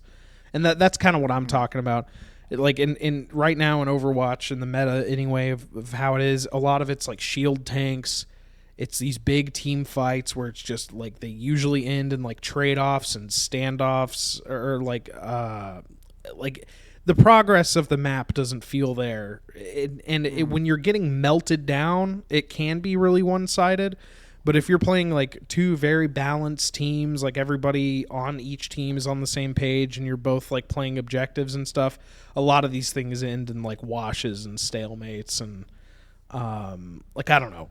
I really hope they do something to like not only speed up the game but make it more interesting for people who aren't into the competitive aspect of it outside of PvE. Because I do think that the gunplay and the mechanics of Overwatch are actually a lot of fun. I do have a lot of fun with the game, but it is a frustrating game because they expect you to do like all of the they expect you to do all the competitive stuff because that's where their focus has been. So because I think like I've enjoyed the game a few times when I played it, but it did always seem like it was either extremely one-sided or a stalemate. Yeah, like what you're saying, and it was just like it's not. Neither of those were fun to be a part of or to see. So I could see why they would want to change that up a little bit. Yeah, I don't know. I'm interested in the PvE stuff. I'm still it's rare that a game will get competitive game will catch me, but I mean that's why it's weird Knockout did. But I really like these like sports games that aren't sports games. That's my favorite kind of game. Yeah. So anywho. I'll say, I guess real quick, we'll just go over what they announced for Sonic's 30th anniversary. I'll take this one away if you don't mind. You can sit this one out. Well, I'll take this one away. Yeah. Collect his rings and do whatever. I'll let the guy who knows what the crocodile's name is handle this one. You can kind of just wait a little bit while I go through this. Yeah, what an achievement. Yeah. I'm a Sonic scholar. What can I say? I know everything there is to know. Yeah, that's what it is. So the rumors are true. I think we mentioned this a couple weeks back, but they are remastering Sonic Colors. It looks like what you would expect out of a Sonic Colors remaster. But it's Sonic Colors G rank version though. It's Sonic Colors Ultimate, so that's where all the big heavy hitters come. It's after you do high rank, G rank comes in, so it's gonna be only Ultimate G rank levels for Sonic. So you get to fight Nargacuga as Super Sonic at the end of the game. It's gonna be really cool. Yeah, there's a Fulgor Anjanath that'll come up there and just mess you up when you're on your little racetrack. Yeah, it's gonna be sick. I can't wait. Pretty cool. Sonic Colors, one of the few like really good 3D Sonic games. Actually, like a lot of people have a fondness for it. I actually like that one. It's good. In something a little less necessary, in my opinion. This was a weird one to me. I was like, "Are you supposed to get stoked about this?" And I love too that they're like, "It's in 4K," and you're like, "Okay." Yeah, very cool.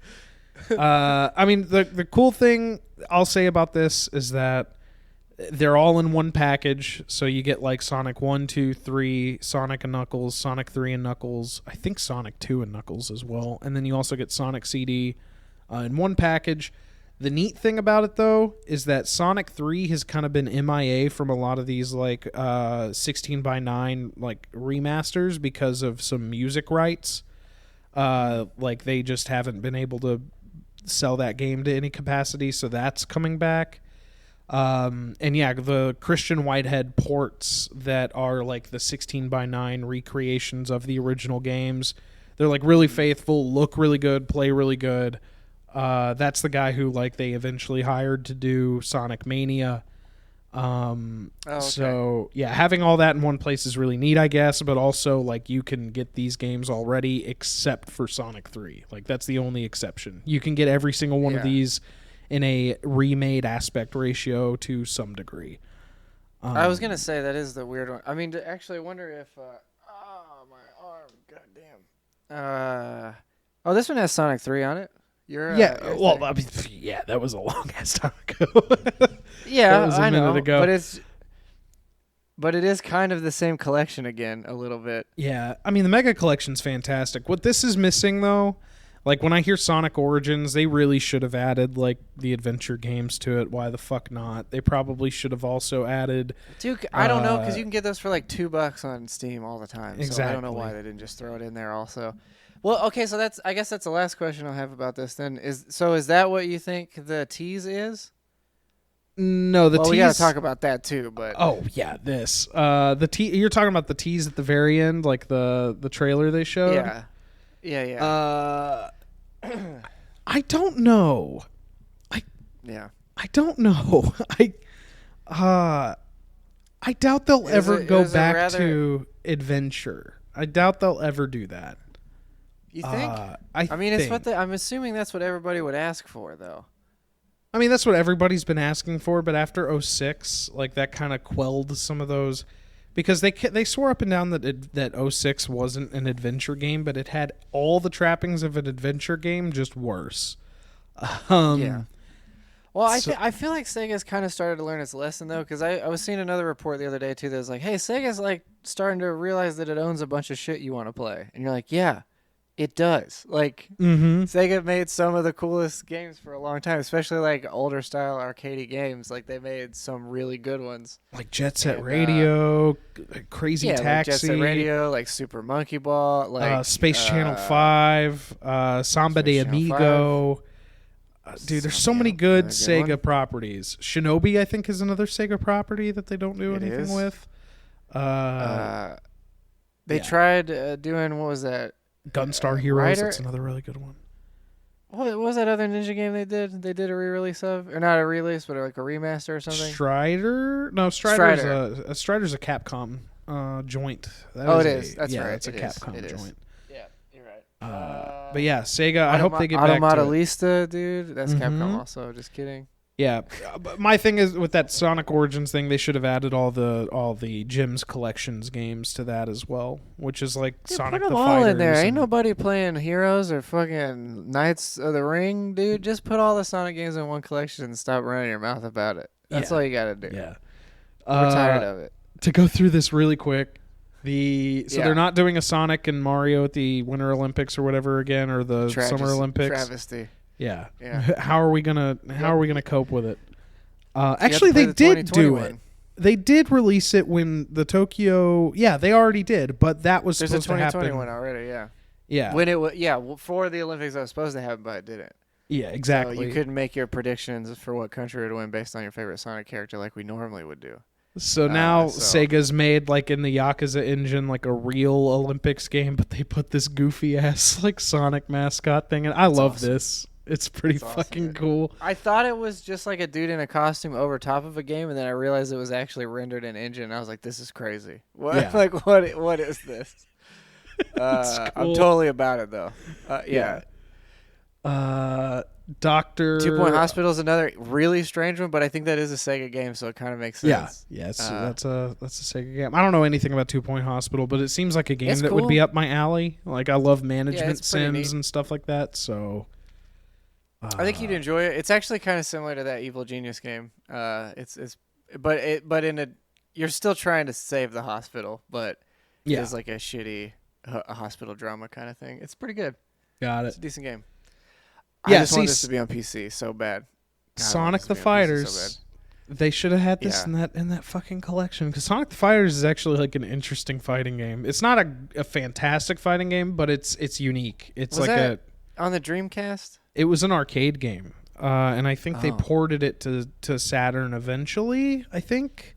I have played a Sonic fighting game on the PC though. I think it was in that one bundle collection that had like Sonic R and Yeah, then 3D that's got to be World. Sonic the Fighters. That's the only Sonic fighting game I know of that exists, and yeah, it's Yeah, interesting.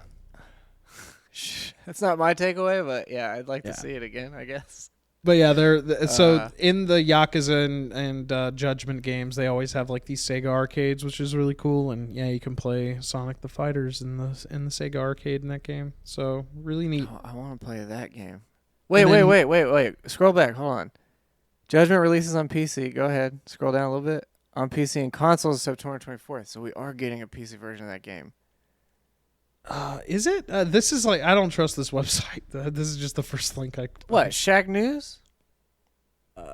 Lost Judgment. Is it coming to PC? They haven't released or announced PC. Yeah. This was the last thing I saw. This was like 20 days ago.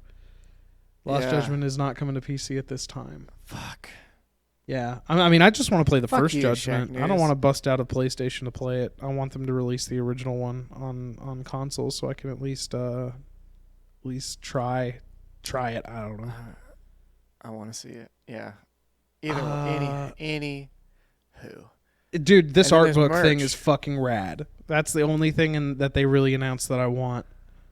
Go ahead and get on eBay because the pre-orders are already up for sale.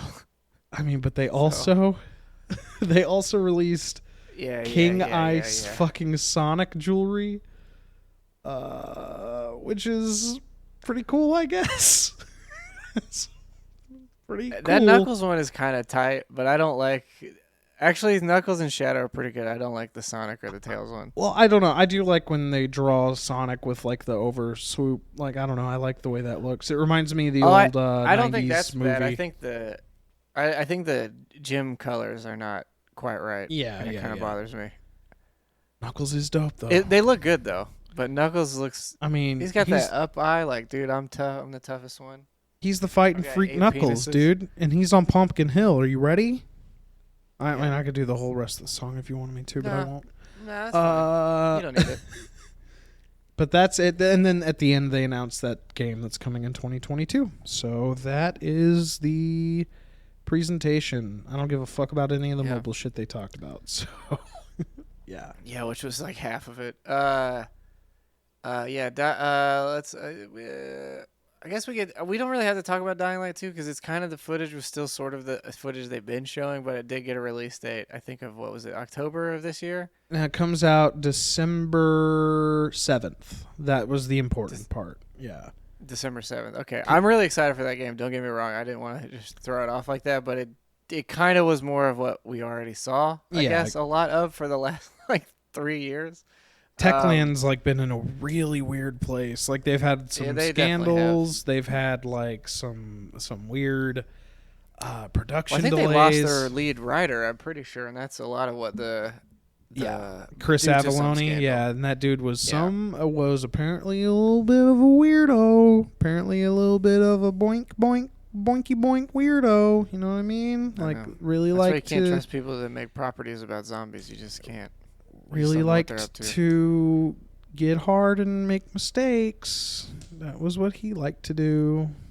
Okay, that's an interesting way to phrase that, but Yeah, he liked to. whatever you want to do.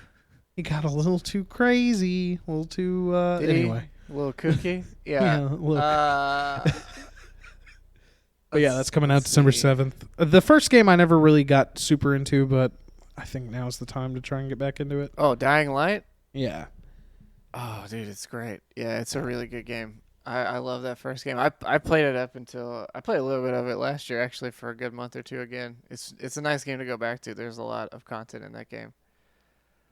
In the streaming, in the game streaming wars, there will I be don't think you one. could call it a war because I think Stadia is about on its way out from the last couple things I've been reading about them. Yeah. I mean, they got Luna. I mean, Luna's a thing. GeForce Experience. There's plenty of these services out there. I mean, they exist. Mm-hmm. But Netflix And wants. GeForce and really the Xbox One are like the only two that make sense.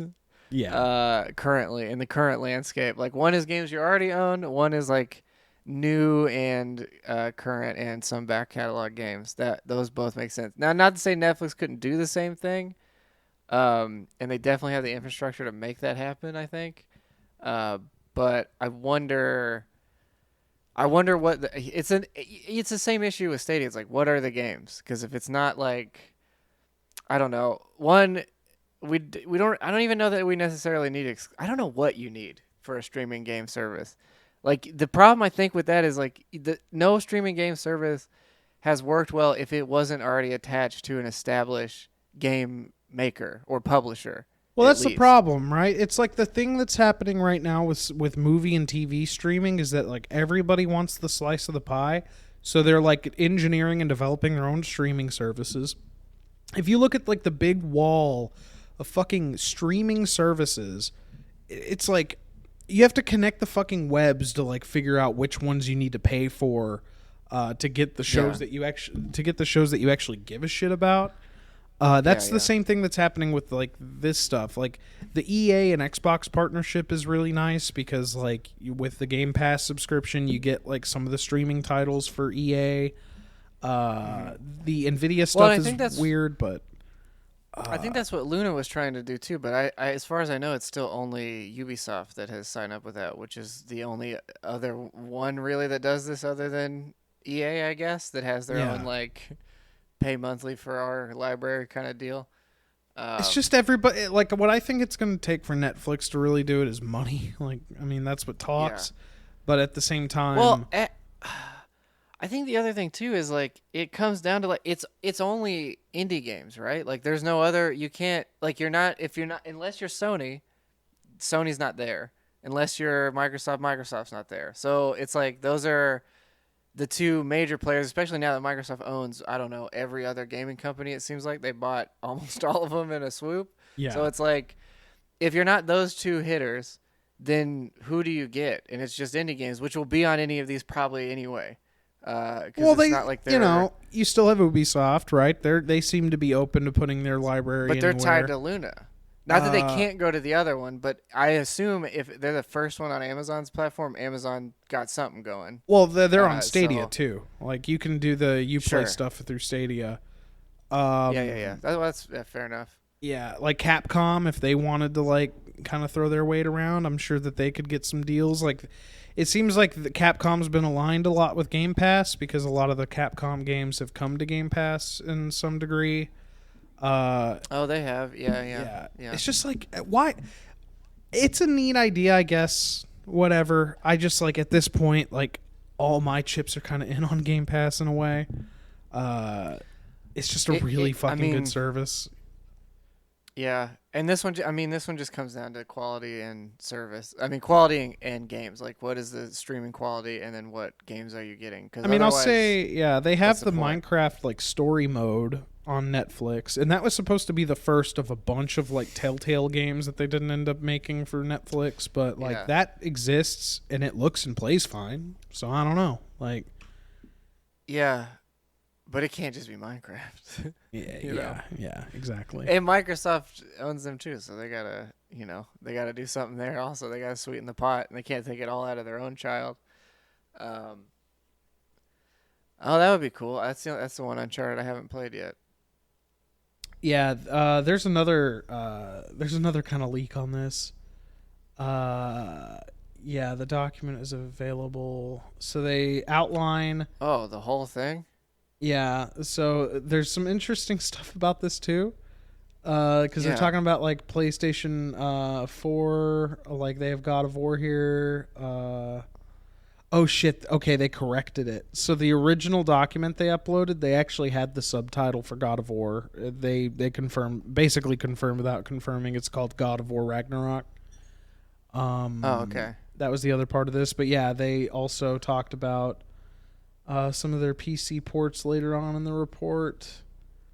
And yeah, they do mention it may have been corrected already if they already corrected the. Oh no, there it is. More PC releases planned. Uncharted 4, right there. Oh, I see. Which would be sick. It's like one of the best looking console games. I'd love to see how that looks in like a PC. Put God of War on here. Mm-hmm. Like, put that game on the I PC. want you to like that game because it's really good. I would love to give it another try on a better performing setup. The thing is, though, is like, if someone's just buying a PlayStation release, why would they buy the fourth Uncharted? Like, it's not that it's a bad game. From what I understand, it's a great game. I love the other three, so I assume it's good too. But it is weird that it's like, here's the fourth, here's the fourth in our catalog instead of like, hey, here's the one God of War game we have. Yeah. Because we've already made the PS4 sales. If somebody doesn't own it and wants to buy it on the PS5, they're gonna buy it there anyway. So, what is it? Just come on. I'll tell you this. Give me Ratchet and Clank 2 while you're at it. Put a Sly Cooper collection out. I don't give a fuck, dude. Just try something. If they do God of War on PC and you end up picking it up, I will give Horizon Zero Dawn its fair shake. I will give it its due. Oh, dude, it's so good. I'll give it its due. Yeah. That's my promise. I will. I didn't dislike what was happening. It was enough performance stuff that bothered me to where I didn't want to keep going. Yeah. But I would like to see it. I would like to see it because I was like I said again, I was enjoying what was there. But I've never played any of the other God of War games. Not that it makes a difference. I played maybe the first one like a little bit. Yeah, and, it helps, but it's totally not necessary. Yeah, it helps, but yeah, in the grand scheme, it doesn't really matter. Yeah, bring that shit over. Bring more PC shit over, Sony. Come on, what are you doing? Bring more Sony. You're still sticking it to Microsoft, and you're giving all your PC buddies some cool stuff. I'll buy a Sony Vaio if that's like the only PC that will run those games. If that's how you want to play it. I'd even buy a PS5 if you made them. If there were any, yeah, I'd give them. Yeah, if I knew like anybody who had one, I don't know anybody for 3 times MSRP. I'd look into it. Like all my friends are pretty much on PC and like Nintendo or whatever. Like that's just what my friends are into. But my coworkers, like they're all pretty much console gamers primarily, and they're all still playing on Xbox Ones because nobody can get an Xbox Series X, nobody can get a fucking PlayStation. Yeah. I see 4 at Best Buy every time I go there, but they're all bought already, and I don't know if it's just the same 4 that have been there the whole time, or if it's like talking about PlayStation. I imagine or Xbox. PlayStation. Okay. I imagine what's happening is like people are pre-ordering or buying them and then holding the pickup until they've sold it. But it doesn't make any sense to me to do that. I don't know why you wouldn't just keep it at your house. But I don't know. Scalpers don't make any sense to me. I hate them. They're awful. They're awful folks. Torchlight 3's over. Rest in peace. Yeah, that's a real bummer to me because I like that game, and I also feel like you should give the money back if that's what's happening. So extra games didn't have long legs. They got bought by Zynga like last year, and so they basically like ended their support on Torchlight 3. They're gonna make them make that mobile game. That's what they're gonna do. They're gonna turn 3 back into a mobile phone game. So they're gonna go full circle back to what they were already doing. Yeah, They're actually gonna do a Torchlight, but it's just Farmville. That's the real treat. And the only difference is like rats attack your farm every like 8 hours or something. And you gotta fend them off. There's a little bit of a Clash of Titans, like Clash of Clans thing going on there. Yeah, whatever. Oh, great. Yeah, that's great for them. That sucks. That game had some good ideas. I mean, it definitely wasn't what it should have been for the price it was. I mean, I enjoyed my time with it, but that is a bummer. Because it was sort of championed on this idea of always online, which I think was unnecessary to begin with, but that's how they framed it. So knowing now that that's it, it doesn't really make it that worthwhile because the rest of the game wasn't that. There wasn't a lot going on, especially compared to the other 2 games to make this one seem justifiable in leaving it as it is. Torchlight 2 felt definitely like a good alternative to Diablo 3 if you were more into the Diablo 2 style kind of like, I don't know.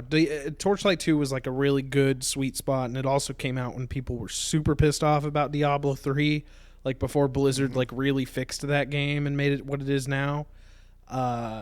So I don't know. Lightning in a bottle in a way is the way I put kind of Torchlight 2, because it really did come out when it needed to. Torchlight 3, Yeah. there's so many of these ARPGs out there now, like Path of Exile, Diablo 3, which people came back around to.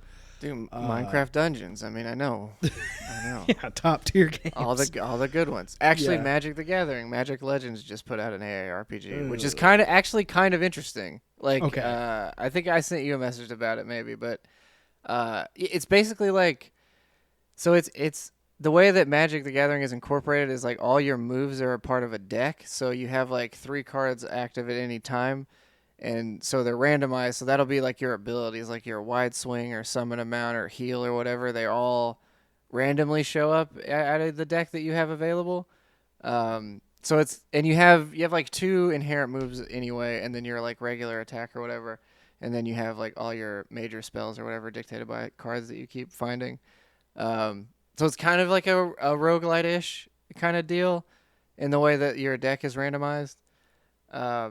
Or kind of a card game sort of, but it's still definitely an action RPG. I don't know, it's interesting. It's not the best so far, but it's like early too. I think this is like beta stages or whatever. Yeah. But it's there's something to that if they could keep it interesting. The only downside I think is that like in a lot of those games it becomes just button mashing to at some point. So it's a wonder if like having it always be randomized takes that endorphin hit out, but it could make it a much more interesting game by the Like fact that you have to sort of pay attention. Yeah, it could be a more thoughtful game. So I don't know. I'm gonna keep an eye on it. I haven't played a ton of it, but the little bit I did, it has some interesting concepts to it.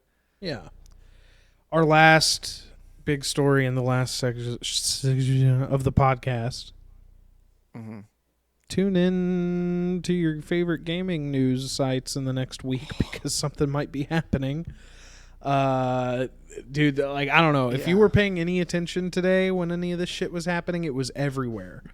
Like a bunch of not people who are like, my uncle works at Nintendo, but credible fucking like insiders and people are like on Twitter, like kind of beating around the bush on it.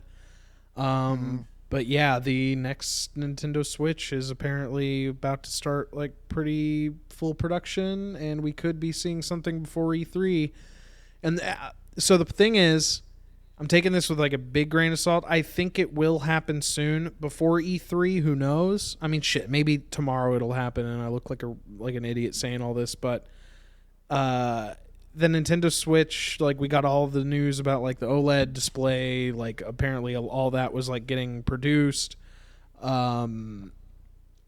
The thing about it coming out before E3 or them announcing it before E3 is so like people, when they're announcing games during E3, can say, yeah, this is coming to the next generation of Switch hardware. I don't know if Nintendo gives that much of a shit, because they can tell you that. No, but I do think it. I think at this point though, when they're showing off the the Series X and the PS5 and next gen PC stuff, it's like, it's nice to know that they could also go, and it's 4K 30 on the Switch or whatever, on the Switch Pro or something. Like, it's not necessarily necessary, but it doesn't hurt them to have that good information at the end, so that if you're deciding to pick up this game, you may go, oh, I can get on the Switch as well now that it actually plays games proper, or maybe does or doesn't. Obviously, we have to see what that actually means. The other big thing was, too, is that the DLSS stuff isn't handled by the dock. That was the other thing I was hearing, which is pretty interesting and good to know. That'd be cool if that is the case. Yeah. If that works in handheld, too, that would be huge. So, I don't know. Hopefully, I mean, again, 2023 comes around, we'll be able to tell you about how it is to actually own one. But until then, you guess we'll just have to keep watching YouTube influencers, because they'll get one. So yeah, they'll get one immediately. Yeah, Linus will be fucking even if they have to buy one second hand, they've got the ad revenue to do it. So I mean, My We'll thing see. that, like, I'm excited to see what this is. The one thing that will really like just throw a whole wet cloth on the fucking fire for me is if it's not backwards compatible. Or I know it'll be backwards Oh, it has compatible to with be. the no, I Yeah, know there's that, no way. but I'm saying like the games that have come out and struggled graphics wise, if they don't support the new hardware, so like some of those games don't play better or look better on the new hardware, that would suck. That would I really mean, suck. I would. Because a lot of that stuff's in hardware anyway. Like, people break open the original Switch and they'll, like, run Link's Awakening at a higher resolution, like, just overclocking the GPU and CPU of the thing. Like, the thing that comes to mind is I would love to play Mutant Year Zero portable, but that game looks like shit on the Switch. And so I hope, like, I could Well, pop this one into a Switch Pro, and through software or hardware, it just recognizes a better spec, maybe through a patch. well, see, sorry, that's what I was gonna say. Is I think it's up to the developers, which is what sucks because I don't know if they're gonna spend the time to flick the small switch to get that to happen. Because the problem is the annoying thing about it is how easy it would be for them to do it because all of these games are on, technically speaking, an NVIDIA system somewhere working just Yes. fine at a higher resolution and frame rate or whatever, and it's more than likely that the Switch version is a just very very downgraded graphically speaking Switch port of it. Like it feels like it's just like, all right, set all the settings to low, cap the frame rate at 15, and we'll call it a Switch port. Yeah, yeah. Um, or Lower the resolution let the frame down. rate Yeah. wander anywhere from 10 to 25, and we'll call it a day. Well, I So mean, yeah, I think unfortunately it's like up to them to do it because I don't think Nintendo can just flip a switch and go. I mean, they could maybe do the same thing that like the Sony did, where it's like, hey, you can try this mode. It may or may not do anything. But in that regard too, though, I feel like if the option for you to go to medium graphic settings isn't there for you, it's not going to be there after that either. So it's I like, guess, yeah. I mean, I'll well, say you know like what I mean. Just like this speaking later. of how the game's menus are set up in all these Switch games, it's like your only graphical options are like, where are the four corners of your TV? And it's Yeah, like, yeah, yeah, okay, yeah. Well, they're right there. so the newer consoles, from what I have seen, like looking at Digital Foundry videos, like I think developers are getting smarter about like these new consoles. They have basically like PC hardware in them. Like, consoles are no longer these like homebrewed fucking like weird chipsets that like only the developers have the keys to, or like the producers of the hardware have the keys to. It's not like that anymore. And so seeing like some of the graphical options that are available in newer console titles in this generation like give me hope that, yeah, because like The Witcher, for example, on the Switch, if you break that game open with a debug, it basically has like the same config files that the PC version does. So you can, yeah, well, that's like, what I mean. It's just if they give you the option to do Exactly, it is the yeah. thing. Is like, are they gonna let you have that menu option? Even though that's what I mean. Is like, are they gonna just flip that one switch that goes, go ahead, set it to medium. We trust that you can do it. Mhm. Like it's that thing of like consoles. I get, like, I mean, it's the same thing with Apple. I get why they're so streamlined and they work with the way they do is just because they want the simplicity.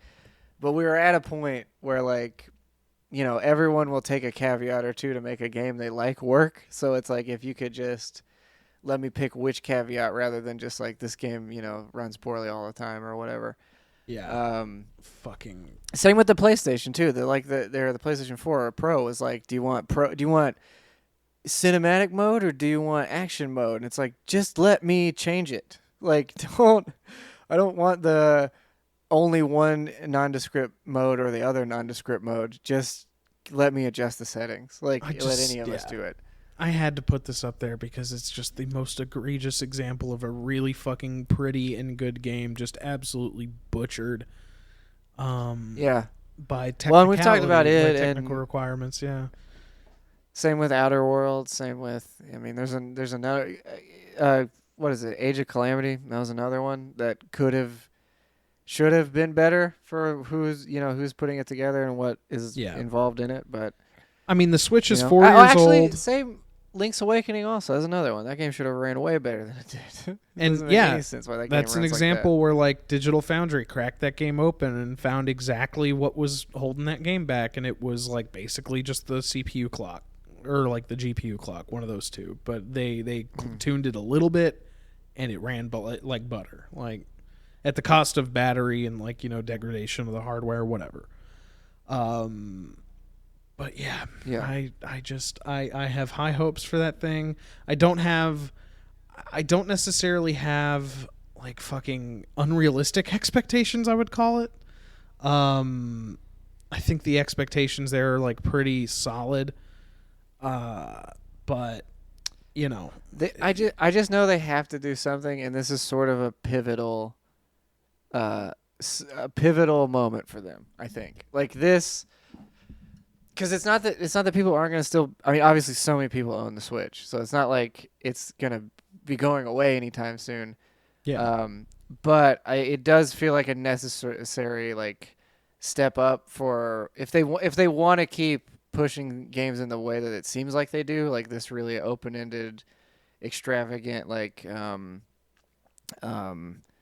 because all their games basically on the Switch were like, okay, we're expanding it's basically like every game could either be played at home or on on the go, so everything has to get big to accommodate whichever style of play you want. And so like Zelda you could play for 8 hours straight or in chunks of 10 minutes. Mario Odyssey, same thing. A lot of games really work well on the Switch for that reason.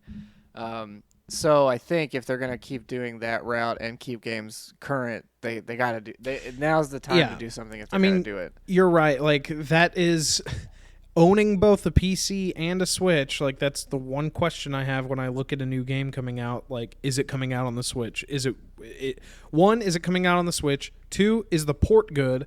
3, like, would it be worth my time to pick it up there versus PC? Because I would rather, I just like playing games on the Switch. Yeah. Yeah. 4, is it gonna be $200 in a month? Who knows? So you gotta get some of those games ahead of time. And for some reason, just MSRP on fucking digital. Who fucking knows? Yeah, I hope. I mean, we should make a pact right now. If either of us get the option to pre-order when we pre-order too, just to make sure. Because Jesus Christ, I'm gonna be bummed if I can't get a hold of one. And the rumor being $349. And then maybe I don't know if that's. It's either $349 or $399 depending upon euro, I think, or USD, which USD would be the more expensive one, I think, because euro is worth more. If that's correct. Either way, not a bad price. Depending upon what this does. We really have to, I guess, see what it does, I guess, is the thing. It could be $499 and I'd consider it. I mean, I wouldn't consider it. I'd get it, but I know, that's the unfortunate part. I guess the real question is, what's that damn D-pad gonna look like? Because that's a big question. And are the Joy-Cons gonna still come off? Probably like shit. I hope not. The D-pad will probably look and play like shit, and because that's like that's the only last good D-pad that Nintendo made was on the Wii U. Surprisingly, the Wii U gamepad had like a really good D-pad. Oh, it did have a nice D-pad, yeah. Yeah, like they just never did that again. So D-pads are over, man. Didn't you know that? It's all about those hybrid. Yeah. It's all about the hybrid cup style Xbox D-pad. I do like the cup though. Yeah, it's not bad. To be honest, I do like the cup. I haven't used one on the Series X, but when I had the Elite 2, it had the disc. I like the disc. Yeah, this is actually the Series X controller. Because when my brother let me borrow he has the Elite V2, and so when he let me borrow his Xbox, he was like, here, you can have the Xbox Series X controllers. And it's nice. It's actually really fucking nice. Haptic I was bummed because the launch week, they were down to like $40. Like, as soon as the Series X came out, they're like, all right, controllers are all $20. Oh, dude. Like, wait, what? I can go get a controller, and I can go get a controller. I can go get, they're pretty much everywhere. Like the DualSense, I've seen them at least at stores near me in pretty good availability. I've also Yeah. seen the headphones, Actually, the 3D sound, like the 3D yeah, whatever yeah. headphones. Well, I mean, listen, you're not gonna just get a Sony headset for no reason. I Like, believe that's my friend 'cause Marcia in there. Hey, how's it going? How you doing? well, howdy, howdy. Thanks for tuning in. I appreciate it. Um, Um, yeah, no, I mean, I was able to get one no problem just on a whim. I was like, I want one of those, and they were there. So it's not hard to come by. Though I will say the black and red one I bet will be harder to get. I would imagine. Mainly because one, they don't get dirty, and that's a big thing, I think, because these get disgusting. I just can't do. Well, dude, white bothers me so bad on controllers and Dude, hardware. It's rough. I've cleaned this thing like 3 times on the backside of it. I mean, even like the Xbox controller, like, yeah, you look at it from a distance, like solid black, sure, but you start looking in there and it's like, God damn, my hands are fucking oily. Jesus Christ. Yeah. Yeah. Yeah, white's I like it, but it's a bad choice for console design and Yeah. especially controllers. Like, it's just, it holds too much shit. And I guess before we sign off for the night, my last thought on the Nintendo thing is just like, with chip production and like shortage and like microprocessors and everything, that makes it even harder to bite. That's what I said, man. 2023, we'll see them. Yeah, consumers will get a hold of them in 2023. Scalpels will get them no problem. Scalpers will get them no problem, and Nintendo will only make 8 of them anyway. So we'll see what happens. I mean, again, I'm hoping they won't be that hard to get. But yeah, I can't wait. The regular Switch was tough when we weren't coming out of a pandemic, so. It's hard to say what's gonna happen there. I can't wait to meet the final boss, Hype Beast, that I buy it from in a Sears parking lot, and his high tops are up to his fucking like his waist, and he's wearing a Supreme shirt and a Supreme hoodie, and somehow 2 Supreme like snapback hats at the same time. Yeah. The double bill, everybody does. Yeah. And a visor in the back. Of wealth. Yeah. I can't wait to meet the final boss. Well, he's not even gonna look at you when he's selling it to you. He's gonna stand here like this and just be like, "All right, man, that's gonna be $900." He's gonna have his girlfriend walk it over to me. Yeah. And then she'll disappear in a cloud of vape smoke or jewel smoke or whatever it is the kids do. I don't have my Switch or my money. Yeah, I can't wait. You just have a Supreme sticker across your chest. And you're like, how the fuck did that get there? God, dude. Yeah, when all the crypto people in the hype beast scalping shit on eBay are the only people left in the civilization because they can afford food. That's gonna be a great future.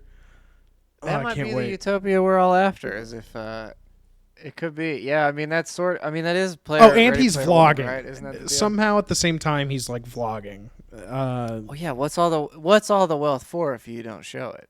If no one else knows you have it, what's the point of having it? You know what I mean? Yeah. You gotta let them know. In their newfound Sonic jewelry that they'll also have scalped. He's wearing 2 knuckles. Yeah, I can't wait to see. Dude, it's gonna make me laugh so hard when somebody has just an image on eBay of like 5 Sonic necklaces all diamond encrusted. I'm like, man, what a fucking waste of time. I hope that guy has to hold on to him forever. Please remember this moment because I want this to be known because that will happen. I know that will happen, and I want this to be played alongside a screenshot of that exact post. Okay. Yeah, if my memory holds up, we'll see what happens. But I keep looking every day at stuff on there, so if that pops up, I'll be sure to take note. Yeah. That'll be great. That'll be fucking rad. I can't wait to not get a Switch Pro. God, it's gonna be so cool. I can't wait to not be able to play Horizon New Dawn or whatever the second one was, Forbidden West. Yeah. It's gonna be awesome when I can't play it.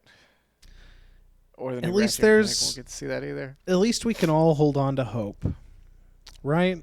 No, okay, you can't. They're gonna be expensive forever.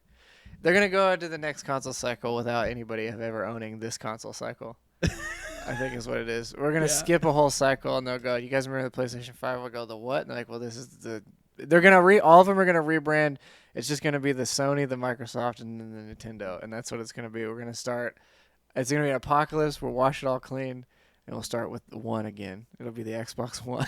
It'll be the Sony. the PS one. It'll be the Nintendo, and then we start over. Nature will return. Life will find a way. Whatever. Yeah. I can't wait. I love this bleak ending for this episode that we fucking fighting final boss hype beasts. Oh, dude. Yeah. Can't wait. Like Attack Into the on degradation.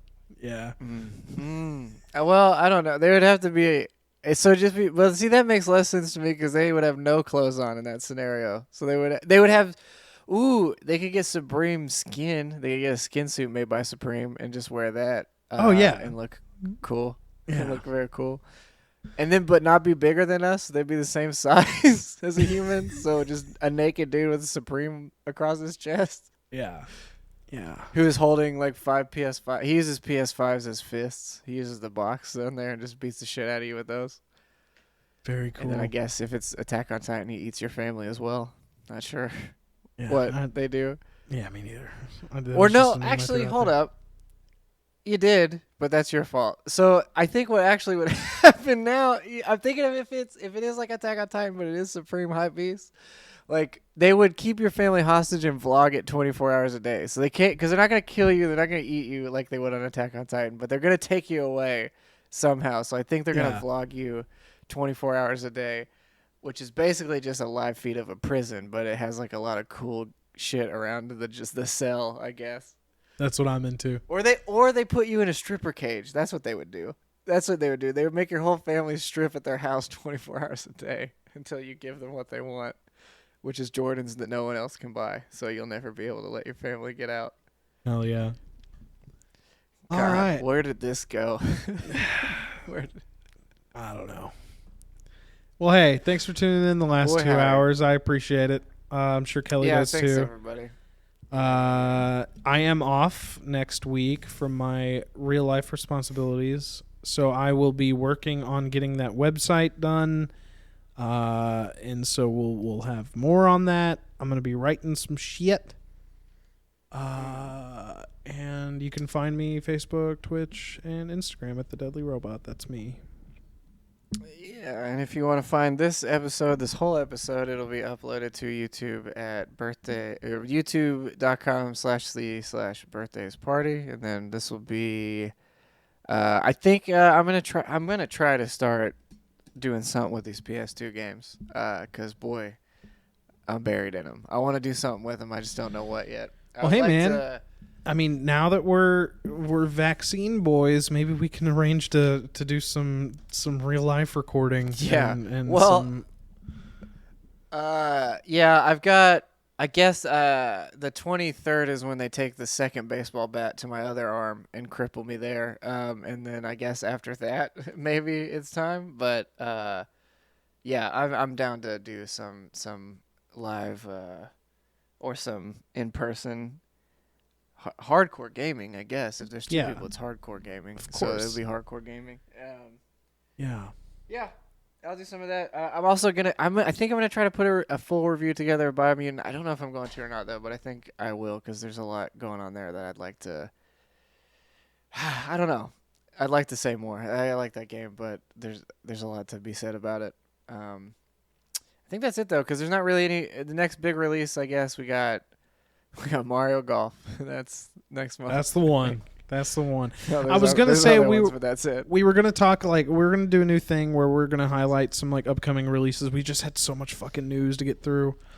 Because we didn't even talk about Dragon Quest either. That shit came out yesterday too. There's so much shit that just happened all in the same day, basically. So there's not a lot. Honestly, I mean, the Dragon Quest thing is basically they were making every one of their games for Japan only, and then we get to look at it. Is basically what that said to me. It's like we got all these games in Japan. You guys hang tight. Maybe we'll give you the offline version of our MMO over here, I guess, if you're into that. So a bit of a weird one. I wish we could. Damn, I really do wish we could have played a clip of that because that translator my heart goes out to her. She was having the toughest job you could ever give a translator. It was just translating two different people super hyped talking about the same thing all at once. Well, and while she was trying to get her own thoughts together, it was crazy. I'll make a note for us to dive into that madness next week because that shit was so wild. Wow, was it something? Because at points you're just like, you'll uncover discovery will be there found. Yes, I'm excited. Like it's just it's crazy to hear two people get translated by one person. Actually, it's kind of the same problem Biomutant has. To be honest with you, that whole live stream is sort of the same issue. Yeah. Or at least one of the big ones. But yeah, Life I guess that art. and the live stream made you solve the same puzzle every time, which was, is this game going to be in America? No. The answer is no. So that live stream and Biomutant were really similar. Yeah. But anywho, thanks everybody for tuning in. We'll see y'all next Wednesday or Thursday, whichever one, Whichever one my computer decides to let us do. whichever one the digital gods allow us to perform. Yeah. We'll perform that day. All right. Thank you. See you guys. Bye.